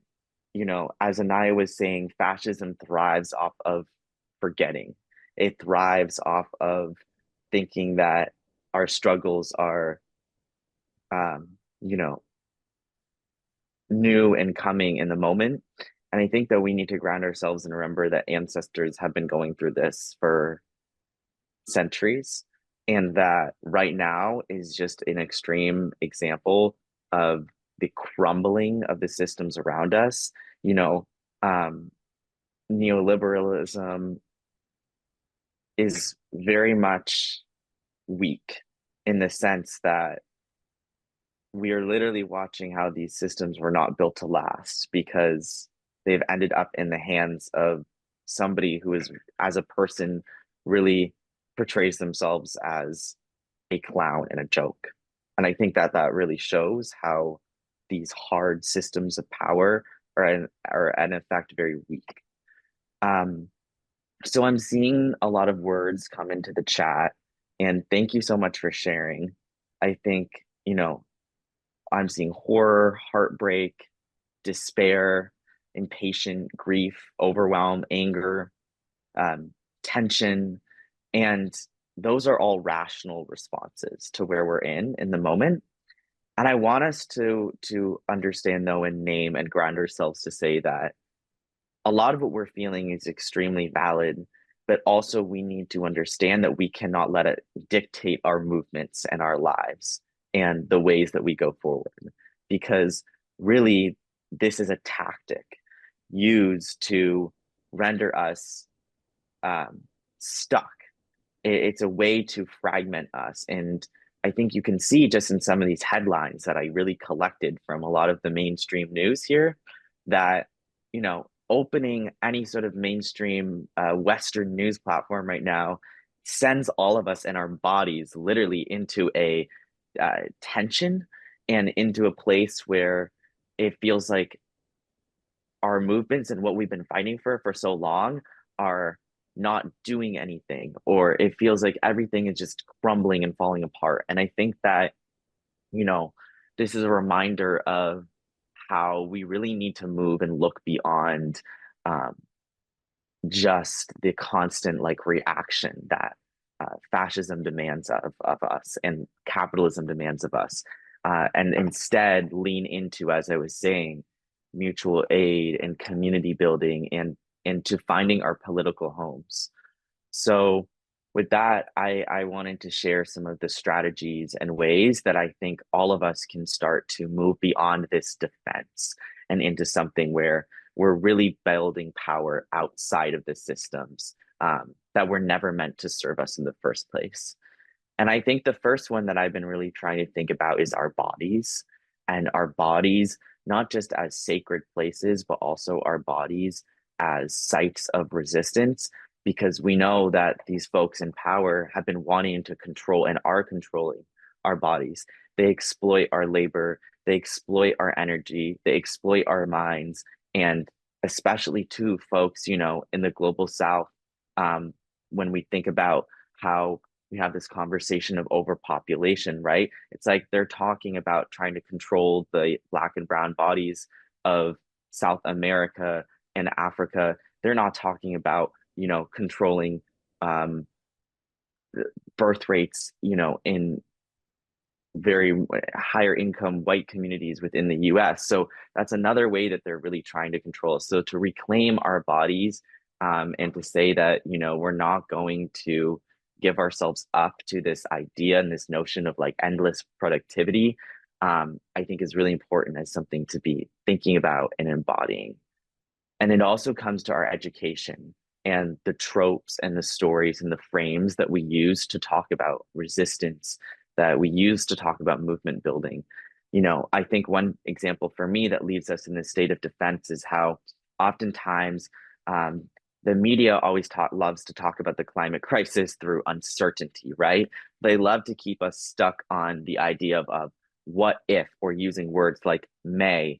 And I think for that, it doesn't relate to a lot of folks' daily lived experiences when we're talking about how prices are high, when we're living through, you know, experiences where there are police on the streets hunting us, or there are, you know, folks who can't even go to the doctor because they don't have health insurance. And so when we're talking about polar bears in, you know, Antarctica, really that's a way to stifle our movements and to keep us at bay. And that really ties into the stories and how so much of our work moving beyond defense comes down to our cultural education and the stories that we're using to talk about our movements and the climate crisis. So I really try to incorporate not just like solutions, but also thinking about how our art and our history and our cultures outside and beyond this system can really be their own, you know, sites of like resistance. And then I think another strategy is youth power and intergenerational power building. You know, I think I too, like Anaya, was brought into this movement at around the age of 14. And it wasn't something that I chose to do. It wasn't something that I necessarily wanted to do. You know, I was politicized because of climate disaster, because wildfire was at my doorsteps. And I think that that's something where youth today don't have the luxury to just go to school. You know, we can choose to be glued and look down at our phones, but that's buying right in exactly to fascism and capitalism's tactic of keeping us, you know, in a constant state of forgetfulness. So I really think the path forward in this moment, because it is very intense, and I think sometimes it feels like we have to have all the answers right now because we're in a state of scrambling, is to really lean on each other and look beyond just the news and look beyond the breadcrumbs and tidbits of meat that they throw at us to go after. You know, I think you can see the Democrats too, right? As like a party are the perfect example of just being stuck in this constant state of defense that, you know, you can see folks on the other side of the aisle like throwing the meat at them and they all go towards it. And I think that's why for us, we really need to be looking beyond just running after the crumbs that they throw at us. So this can look like building political homes, especially like YVA, I think is a really great space for youth to come together and have that shared community.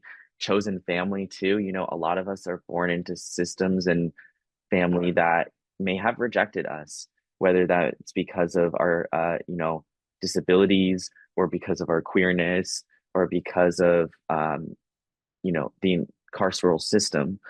I think another thing is hosting listening circles right now. I hosted one just about a week ago at Berkeley, since a lot of my peers right now will just be running around campus staring at their phones, talking about how we're cooked anyway.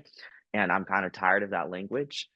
And I think another is, thinking about how we can support each other within our own neighborhoods.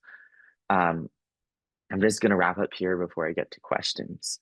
But one comment that I really wanted to highlight is how one thing I especially see as being a young person on a campus is there is this fragmentation of groups into each of their own silos. And there's this falsehood that whether we're fighting for Palestinian liberation, climate justice liberation, queer liberation, Black liberation, immigrants' rights, that we're facing our own struggle, that, we're facing a different beast, and I think that right there is just that fragmentation is capitalism and fascism winning, because we need to remember that we're facing the same beast. We're living in the heart of a petrochemical empire that profits off of ecocide and killing.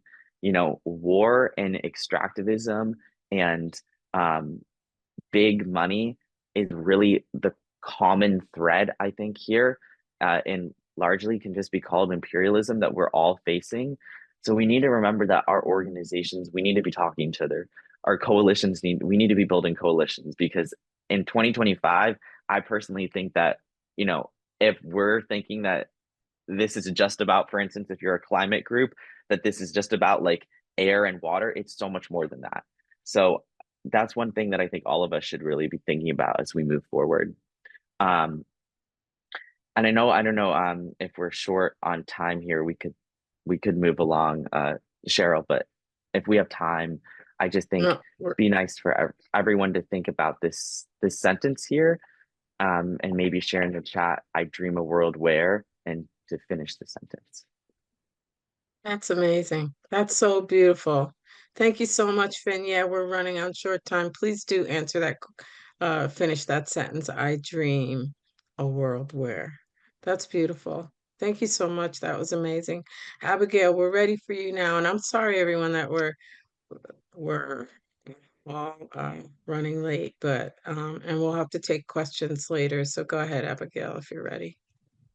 Sure, I'm Abigail Zoger. I teach at Santa Rosa Junior College, and Jack asked me to come today, but then I didn't have any follow-up information. So I hope that this is in the spirit of what this meeting is. I'm not entirely sure.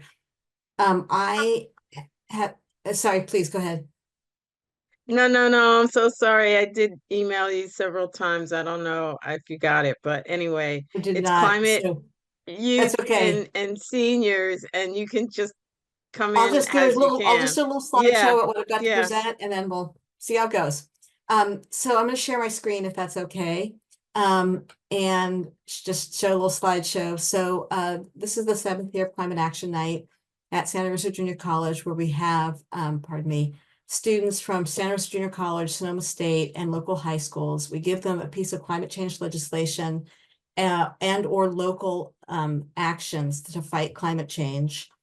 And the students create trifold posters, kind of like a science fair, and then the members of the public come and the students educate them about those pieces of legislation or issues. It can be something local, like our bike infrastructure here in Santa Rosa, something statewide about using grazing for fire and vegetation management to combat fire. It can be about very specific issues that are local, like here in Sonoma County, we have a big farming industry, but it's grapes, and they harvest in the fall, which is fire season. And so the farm workers are at very high risk from smoke and other dangers. And while the vineyards have disaster insurance, there is no disaster pay for the workers.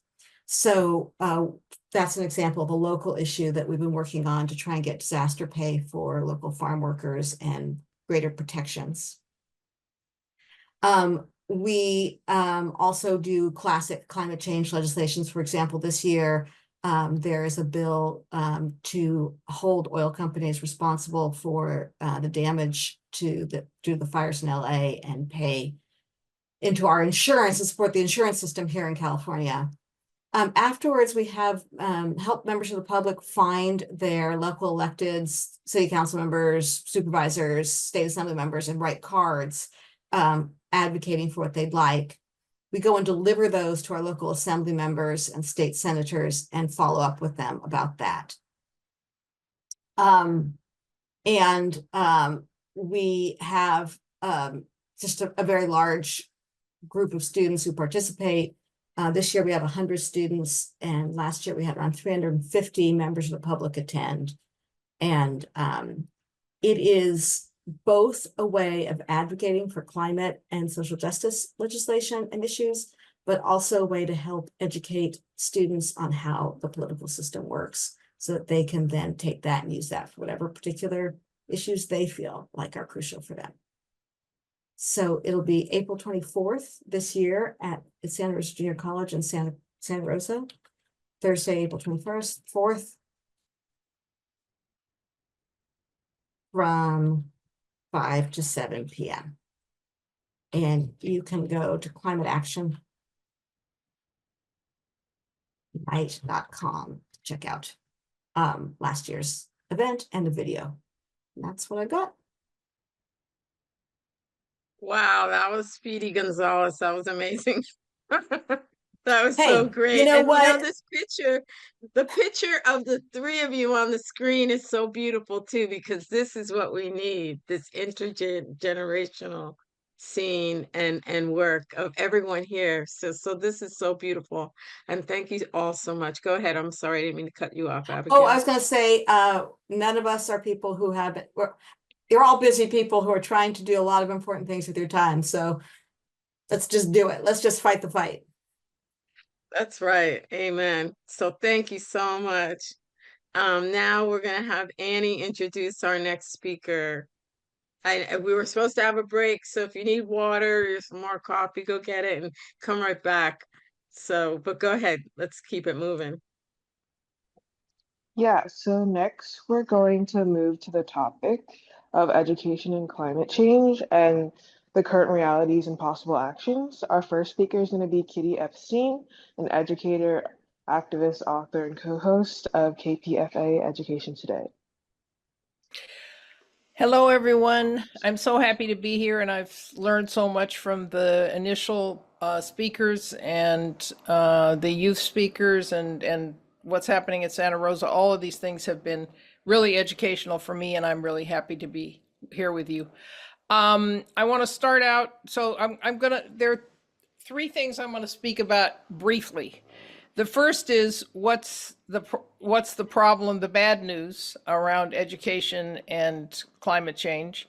Then some of the good news, and then some of the broader perspectives, which I think go back to what Anaya and Finn have been talking about in terms of what kinds of attitudes do we take. So here's the bad news. As far as our country is concerned, educationally and attitudinally, we're pretty far behind. If you ask the populations of people around the world the level of their concern about climate change, the US population is low. And that's for the reasons that Anaya and Finn were talking about, the ways we're educated, the kind of propaganda we read, and so on and so forth.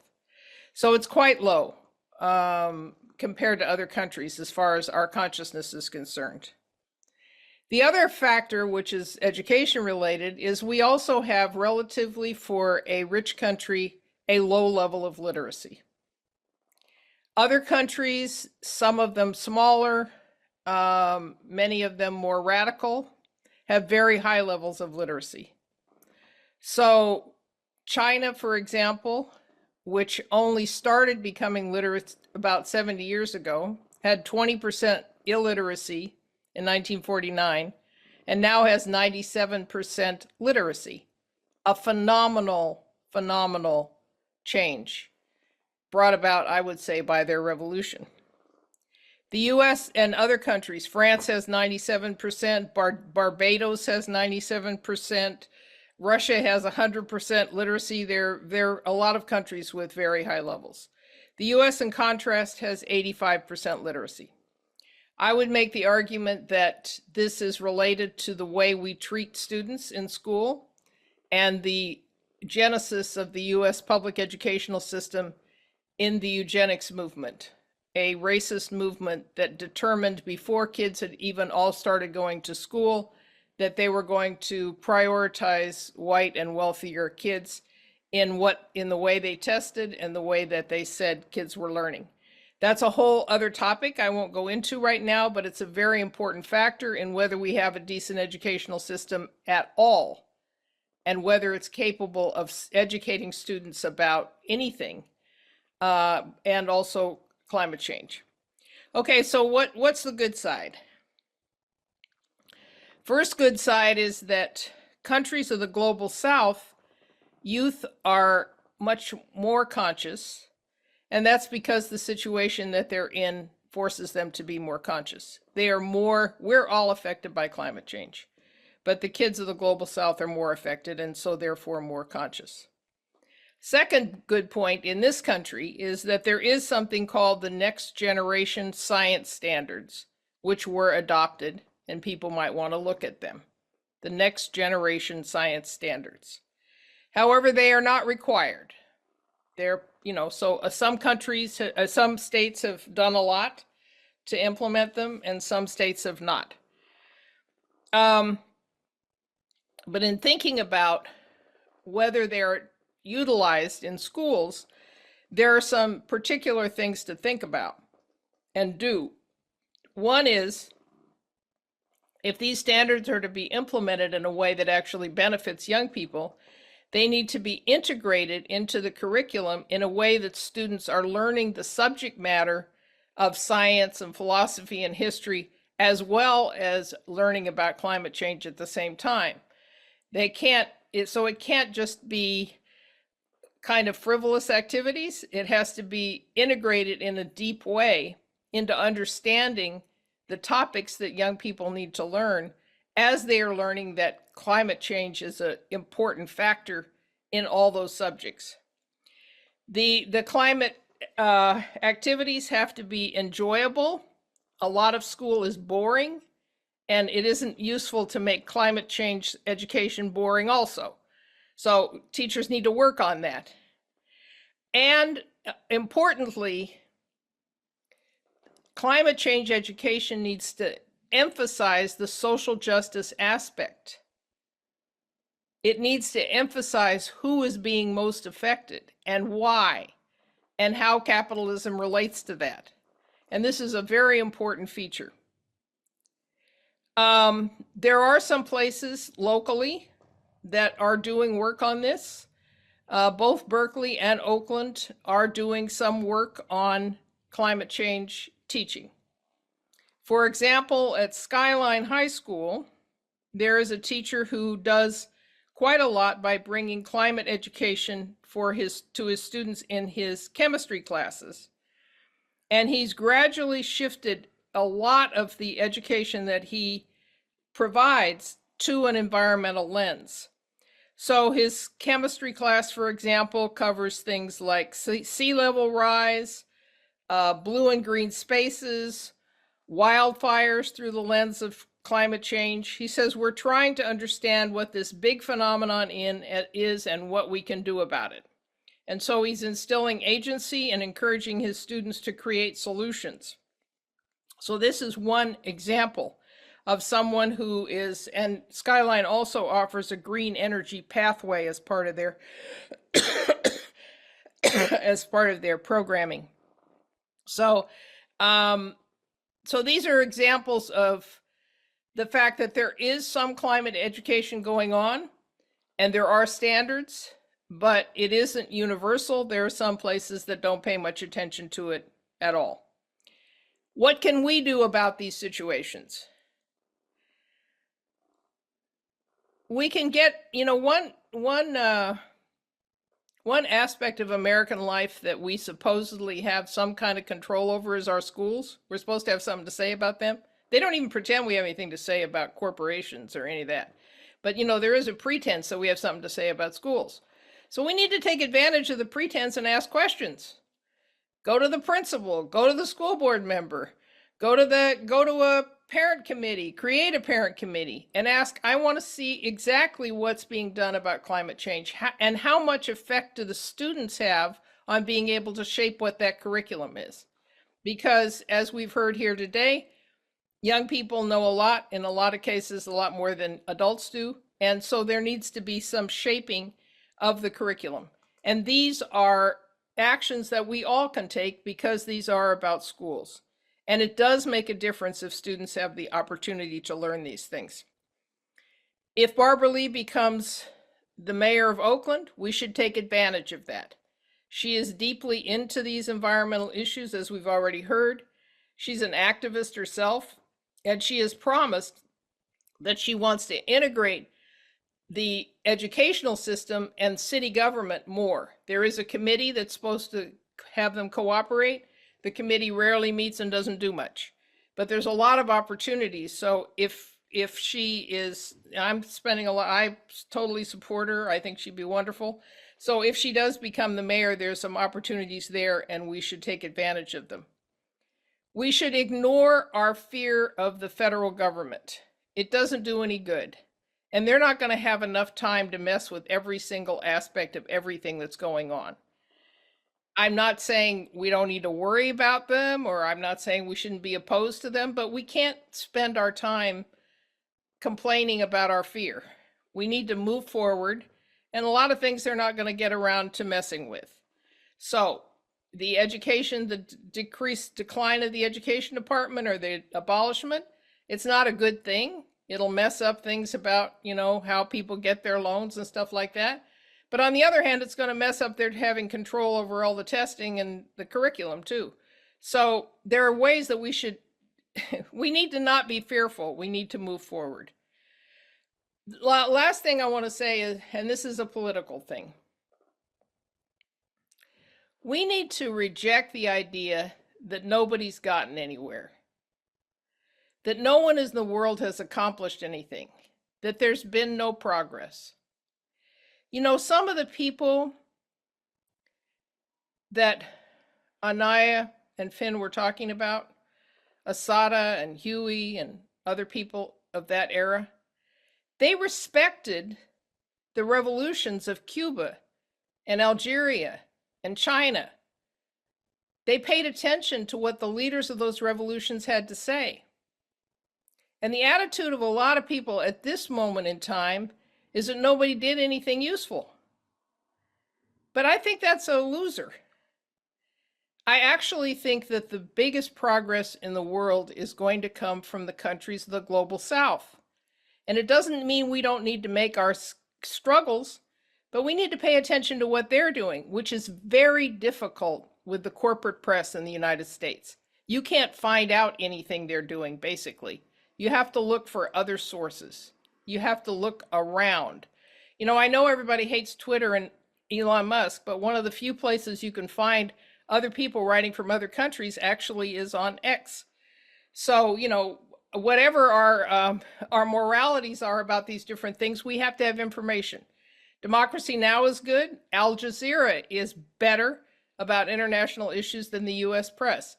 So we need to get rid of some of our biases about, Muslim countries and their newspapers and what they're doing, and China and South Africa and different countries of the global south that are working together, because they are doing things that are important.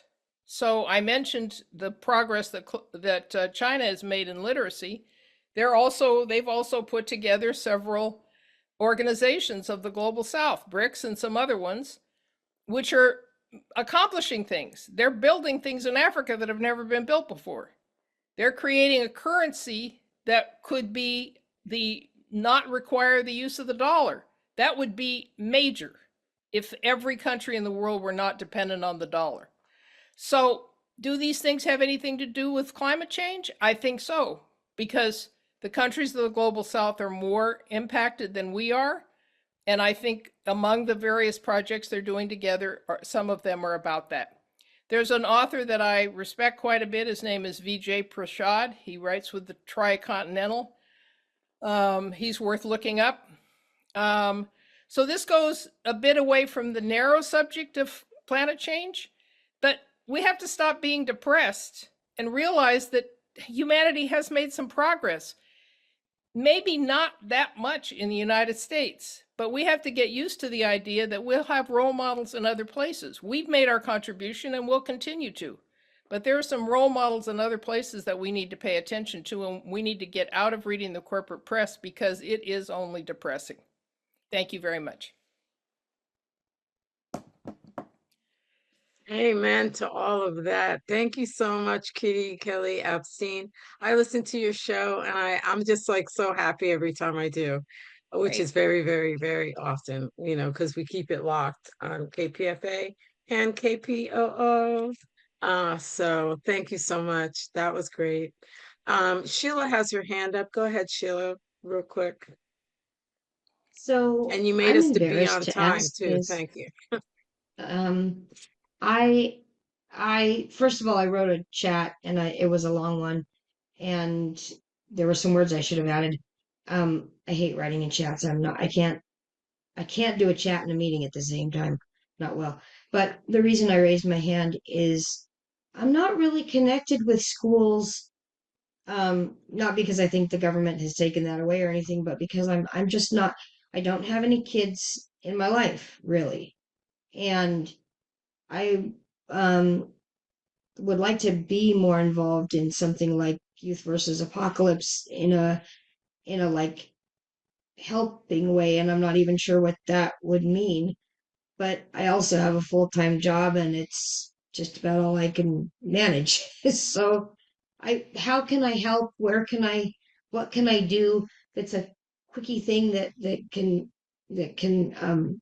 be useful and good, and if I don't have a lot of energy, at least I can still do it. It's a good question. I guess I would need to know more about what particular times you could do things, but there are ways that you know, there are individual ways of helping students. I mean, our adults are getting depleted in schools as they continue, moving money away from schools in the richest country in the world. So so there are different ways to volunteer where you can help students and tutor and so on. You also can help some of these organizations, I think. I'm really impressed by the movements that are happening now, the AROC, the movement around Palestine and So I could put my phone number and email in the chat and you could contact me and I could think more specifically about what might work for you. And I'll do that right now. I've got your email. I mean, you can put stuff in the chat, but the other thing is that I would be a good tutor, but I'm blind, so I can't read the print that they're trying to figure out how to read. I see. Okay, So then. Yeah. Then okay, then let's talk, and I'll try to figure out a better answer. I mean, but I did ask that publicly because I bet I'm not the only one who thinks that if they're not connected to kids directly, like they don't have nieces, nephews, grandkids, whatever, and they're just like, well, I'm not hip anymore. I don't know how to do this. And it's not that I'm not hip, it's just that I'm not sure where to begin and where could I actually succeed. Anaya put a message in the chat also. Yeah, I can put an email together to introduce you and Naya, Kelly Epstein, and Sheila together. I'll send an introduction email. Thank you. And I'll let me just copy your phone number and stuff, and I'll put it in my notes so that I can Saw it, send Kitty. it. If someone can send that to me, that's great. I will, Sheila. I'll be in touch. And then you can give her mine too. Yeah, You've because got I mine. think it was Finn. I think it was Finn that told me when I saw him, not, I mean, it was a while ago, but I think he said that he wanted to be, and they wanted to be more in touch with seniors. And I think that's something that we should do, is like hook up high school, elementary, middle school with some kind of like senior program or facility so that they can meet and greet and follow up with each other, because they can mentor each other and help each other and lift each other up, and teach each other and learn from each other. So that was some of my final words, but I just gave. But we're gonna keep it moving, and Annie's gonna introduce our next speaker. Yes, thank you. Thank you to Kitty Kelly Epstein. We are magically back on time. Thank you. But next we have Pat St. Onge and Barbara Ryan from 1,000 Grandmothers, whose sign of Stop Fossil Fuels I have in my window. So thank you. Oh, you go, girl. Sego, Sewa, Sego, Sewa, Guego, Patricia, ne Quebecois, Tano, Ikok Peshni, Ichunwi, ne Lakota Yungyats. Hi, everybody. My name is Patricia, my French Canadian name, or as my kids would say, my colonized name, my colonizer name is Patricia St. Onge, and I am French Canadian and Mohawk by birth, and I'm adopted Cheyenne River Lakota.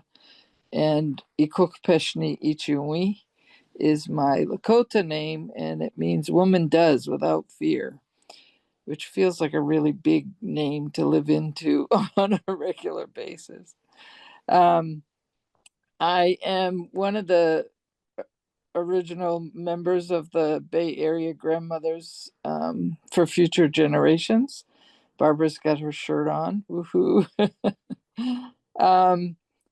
And so several of us were at Standing Rock during the uprising there. And when we came back, there was a clear urging and yearning to be connected. And I appreciate that folks have talked about the need for intergenerational work. We, a group of us gathered together and said, what are we going to do here? And somebody brought the Holly Near song that basically the lyrics say, if you're in trouble, if you're in a struggle, call in some grandmothers, because basically they don't give a shit anymore what people think. They just could do what's right. That's a paraphrase, obviously, from Holly, but and so we gathered and said, what can we do? And also we heard about a group of grandmothers in West Africa who, when the tanks were coming, lined up at the edge of the town and took off their shirts and were like, bring it on. And the tanks turned around and went away. So that's the energy that kind of is the foundation for the building of the 1,000 generation, the 1,000 grandmothers for future generations. And we're guided by principles that are on our website, which you can find at 1000grandmothers.com. And the principles are just the quick nonviolence, climate crisis. So we recognize that there are many issues: racism, gender oppression, all kinds of issues that are present in the world. And the lens through which we engage as the grandmothers is the lens of climate justice. And so that's one of our principles. And we also believe very strongly in intergenerational power and practices. And so we are a pathway in for elders, to many of whom have been lifelong activists. This is a particular entry, a portal into the work of intergenerational work. One of our principles, which I love, is kindness.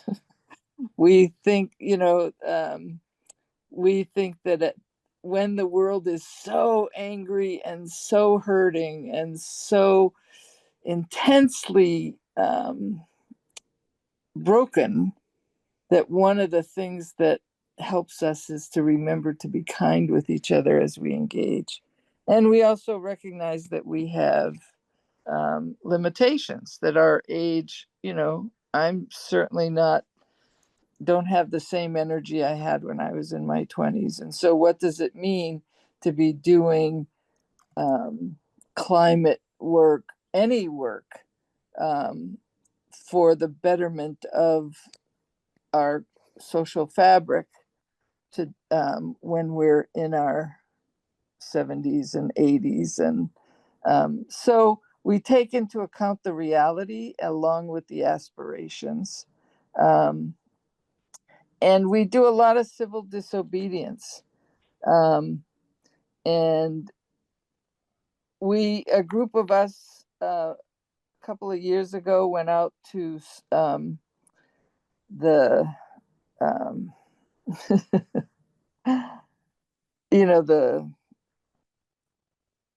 the river in Minnesota, where people were standing against the machines were coming to tear out the pipeline. Yes, the pipeline. Thank you. And so we go where we're able to go to support the work that needs to happen, though we're primarily focused in the Bay Area. And so I want to just make space for Barbara and end my piece with this. So in the Haudenosaunee tradition, there was a coalition, there were tribes that were fighting each other, and the peacemaker came with the great law of peace and said, so there's a frame for how we engage each other. And when the United States set up its confederacy, when the 13 states said, oh, how are we going to organize ourselves? They went to the Haudenosaunee and found this great law of peace. And as dominant structures want to do, they took the form, but they never got the heart. Mm-hmm. And so the states and the federal and all of those relationships are based on the Iroquois Confederacy, but the heart, the great law of peace that is at the center of the Haudenosaunee Confederacy never got transmitted. And so one of the guiding principles of the Haudenosaunee culture, but also the grandmothers, is let all of our deliberations be made with the 7th generation in mind. And so I think about if our public policy were to take that as the heart of its objectives, we'd live in a very, very different country. Barbara?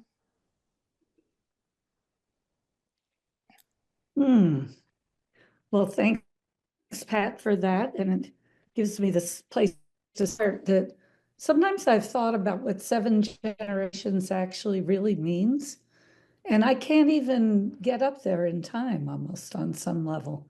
That's how different our culture is in the way we view things. We often say, what will our grandchildren have a future? And that's a relevant thing for a grandmother to say. And so I do say it. But when I think of 7 generations, that really gets my attention. And you all have gotten my attention today. I wrote down that I'm heartened by all the efforts I've heard about, and that the whole presentation is reminding me of that title of the movie, Everything Everywhere Time, whatever that movie is, where you just the one that got the Academy Award, not this year, but last year. And we seem to be in an era like that, where we just, everything everywhere all the time has to be done, has to be thought about, has to be improved on. And at the same time, I feel as a grandmother, as a person who just turned 80, so a long time you know, since I started all this and I was younger when I made the speech I'm going to tell you about. I'm putting on a timer here just so I don't go crazy. Hold on. And yeah,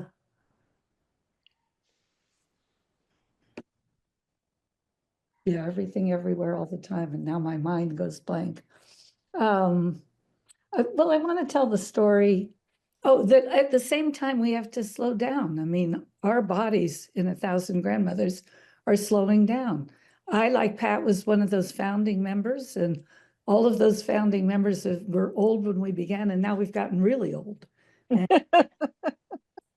And at the same time, once I was asked to speak to a street demonstration, I think it was Youth versus Apocalypse, and I had to make it up on the fly, and it was outside the San Francisco Civic Auditorium, and I found myself, or Civic Center, saying, you know, I just want to tell you that we elders will always be here for you. We've got your back. So then I thought to myself, even as I said it, what the heck do you mean, Barbara? You're not going to be here that much longer. But I wasn't talking about a person. I was talking about the collective reality of the way that human beings have to work and that we are committed to working. We will not let these issues go. We will not, quote, turn it over to the next generation. I was appalled, and I love the Dalai Lama and I love Greta Thunberg. And I was appalled to hear the Dalai Lama say to Greta Thunberg once, you know, I'm old, my time is over. Now it's up to you and your people, your generation is able to handle this. So I don't believe in doing that. And I don't think the 1,000 Grandmothers believe in talking that way. So we will be here. We have your back. We hope to continue to regenerate with younger people and stay around as a specific organization for a long while. But we will be here. Your ancestors are with you, is another way to put it. On the climate crisis, I find it incredibly frustrating because it's so hard to really get people's attention. So hard to pay attention to all this on a day like this when the weather's so nice outside. And the world is beautiful. We live in a beautiful, changing, incandescent world, especially in the green springtime. And I do feel that all of us need to get out there more, young people and elder people. I go out every day, in the rain and the sun, even when the air's bad, and I do have asthma, because I get so heartened just by looking at trees. Thich Nhat Hanh, the Buddhist Vietnamese activist, monk from the Vietnam War era, who passed away recently, says that we are with the trees. And he said it literally, because he reminded us that when we breathe out carbon dioxide, and the trees take that in. They sequester it, they grow on it. When they breathe out oxygen, and that's what we breathe. So we literally are the trees. We literally are the birds. We literally are the air, the sky, the water. And I think the more we remind ourselves of that, by literally in the Bay Area, getting out to the waters, to the hills, to the parks, and just being there, that's helpful. At the same time, we can't get too distracted, and it is hard to pay attention. The truth about all this, and everyone here knows it, is that the weather is getting more intense and will continue to do so unless and until the world turns the corner on emissions and goes from headed up to heading down. And even then, whatever improvements are going to happen are going to be slow. And science doesn't know the exact path all this takes. Some of the weird things, like the other day, there was a storm with 130 fires, in addition to rainstorms and tornadoes that killed more than 40 people in the southern part of the United States. Who's ever heard of such a sequence? So we don't know the form it takes, but we do know the growth it's going to take until we turn the corner on emissions. And so what does that require? The ending of the fossil fuel industry. Polluters make polluters pay. I just get furious every time I think at all about how much money they owe us because they lied for so long and they continue to send us down the drain. Is that the right image? You know, toward catastrophe with all their grabbing for profits and their use of lobbyists and all that. I'm preaching to the choir, but I can't quite get over it at the same time. I keep wondering, aren't these human beings? I'm a lawyer, or was when I'm retired now. And by the way, I'm the co-chair of the Legislative Working Group of 1,000 Grandmothers. So I focus primarily on the state and federal level of legislation, but this conversation kind of has me going, wondering what can be done more locally. And I maybe have a couple of ideas. But yeah, they they are being sued, and those suits are starting to gain some momentum, and it's all way too slow, and they owe us all the money in the world. I've been to some of the cases, and I've seen these young people, often people of color, dressed up in suits, appearing for the oil companies, making their case for them. And I just keep thinking, hello, all of you, young people, old people, why aren't you guys thinking of your grandchildren? And let alone anything approaching the 7 generations or your children. And I guess some people feel so privileged, they just don't think it's going to get to them. But that's not true with this crisis. And in that way, perhaps it's a little different than the ones we've seen before. I do think that there's hopefulness. I think the consciousness is growing. A lot of people don't know it, but renewables are practical today. If we just did the same effort we made to organize ourselves as a country for World War II, we could end the use of fossil fuels in almost every sector of the economy. Maybe there'd be some problems about cement or steel, but there are no problems about cars and emissions. Mark Jacobson at Stanford has done maps of the whole United States that prove this could be done. And in fact, in California, and this is one of the few rays of hope around right now, often this whole state operates its whole electrical grid on renewable energies all day and all night because they have a mechanism where the renewable energy operates until something else has to get in there. And we have the capacity for many, many days now to do it 24 hours a day. Bill McKibben, who's got a wonderful newsletter worth reading, will always emphasize that in Africa, the people are they're just building solar. It's not that hard to build a solar. He calls it generating energy with a mirror put in the sun. And so people can make their own, and they get off the grid, and they stop paying electricity, and they have some lights at night, and the kids can study, and they do it themselves. And that's taking over in a lot of Africa. China is going to dominate the world, and already does, in electric cars. If we didn't have tariffs, we could get a really good electric car for $12,000 in this country, and we don't have it because they're Chinese.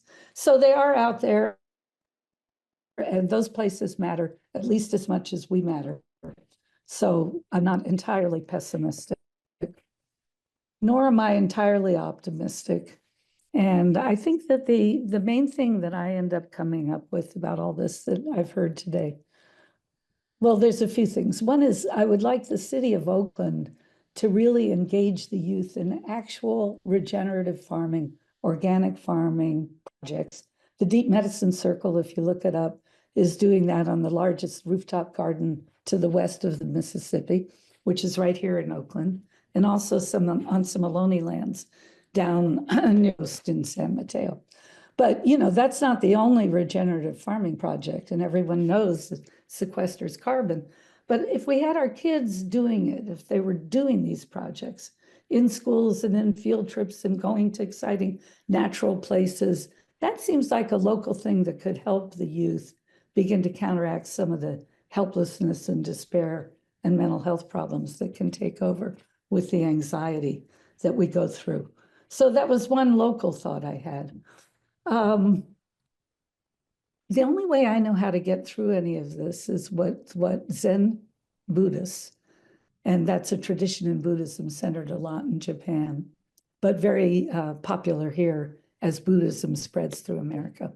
There's a phrase called the Zen don't know mind. Zen don't know mind. We do not know what's going to happen here. And there's no way to know it totally.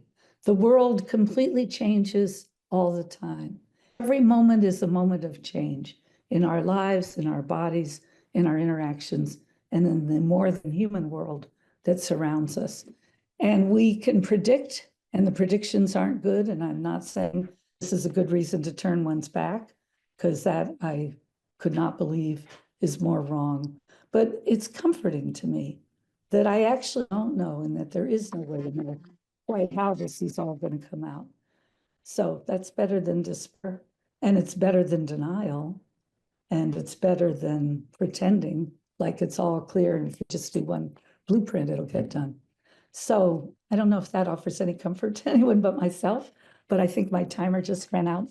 And I love the day's program. I'm very glad that I was invited, and I feel very honored to be able to end it with a Zen don't know mind. Thank you for listening. Amen. Thank you. That was so beautiful, both of you. Thank you, Pat. Thank you, Barbara. This has been an amazing morning. We heard from our elders, we heard from the youth, we heard about all the we heard from Barbara Lee's representative today, and Mayor Eduardo Martinez, and Christy, and Kitty, and Anaya, and Finn, and Abigail. So thank you all. That was just like incredible. Like every time I'm just amazed. We pull it off, and it's been amazing. And we learned so much. But the one thing we know, the climate crisis, well, we don't know how it's going to impact us, but we know it's going to impact us. And we know that our youth are vulnerable, our seniors are vulnerable. We know that we need to connect all of us together and be in solidarity and to unite. And I want to thank everyone for being here. We had 100 registrants. Not all of them showed up, but they'll all get the video and the recording and your presentations, and they'll hear your beautiful words. So and I do pay attention to the stats on the YouTube. People do watch our videos and our recordings, and see all that stuff. So it's important. And this was just an amazing morning, and I want to thank everyone. There's an evaluation form in the chat that you can fill out if you so desire. We're Climate Emergency Mobilization Task Force. We're going to have another event September. We haven't scheduled what we're going to do for 25, 26. I'm hoping to start, another 6 series with the topic of degrowth, because that's what we need right now. And so hopefully that'll happen in July. And but I know September 20th, we're have tentative plans to have another CEMTF, East Bay Regional Parks, and United Nations Association, and maybe Mobilize Berkeley and Cirque BioBlitz up at the park or somewhere in Berkeley or close by, that you can all join. So stay tuned for that. Stay tuned for for information on the 6 virtual summit series, if we have one, and I think we will. And also in May, I think it's the 3rd Wednesday in May, we're going to be debuting our 3rd Alameda County climate scorecard at our general meeting, the CEMTF general meeting, which everyone is welcome to join and hear about those updates and hear from our amazing UC Berkeley College Corps fellows, Annie, Sophia, Nisa, and Fatima. Everyone was here except for Nisa today. She wasn't able to join, but they've been doing an amazing work with us, and we're so grateful. And they'll be presenting their findings and about that in May, the 3rd Wednesday at 5:30. So look for that information. And again, thank you for being here. Happy anniversary to my husband, and to my children as well. So thank you, everyone. Have a blessed day.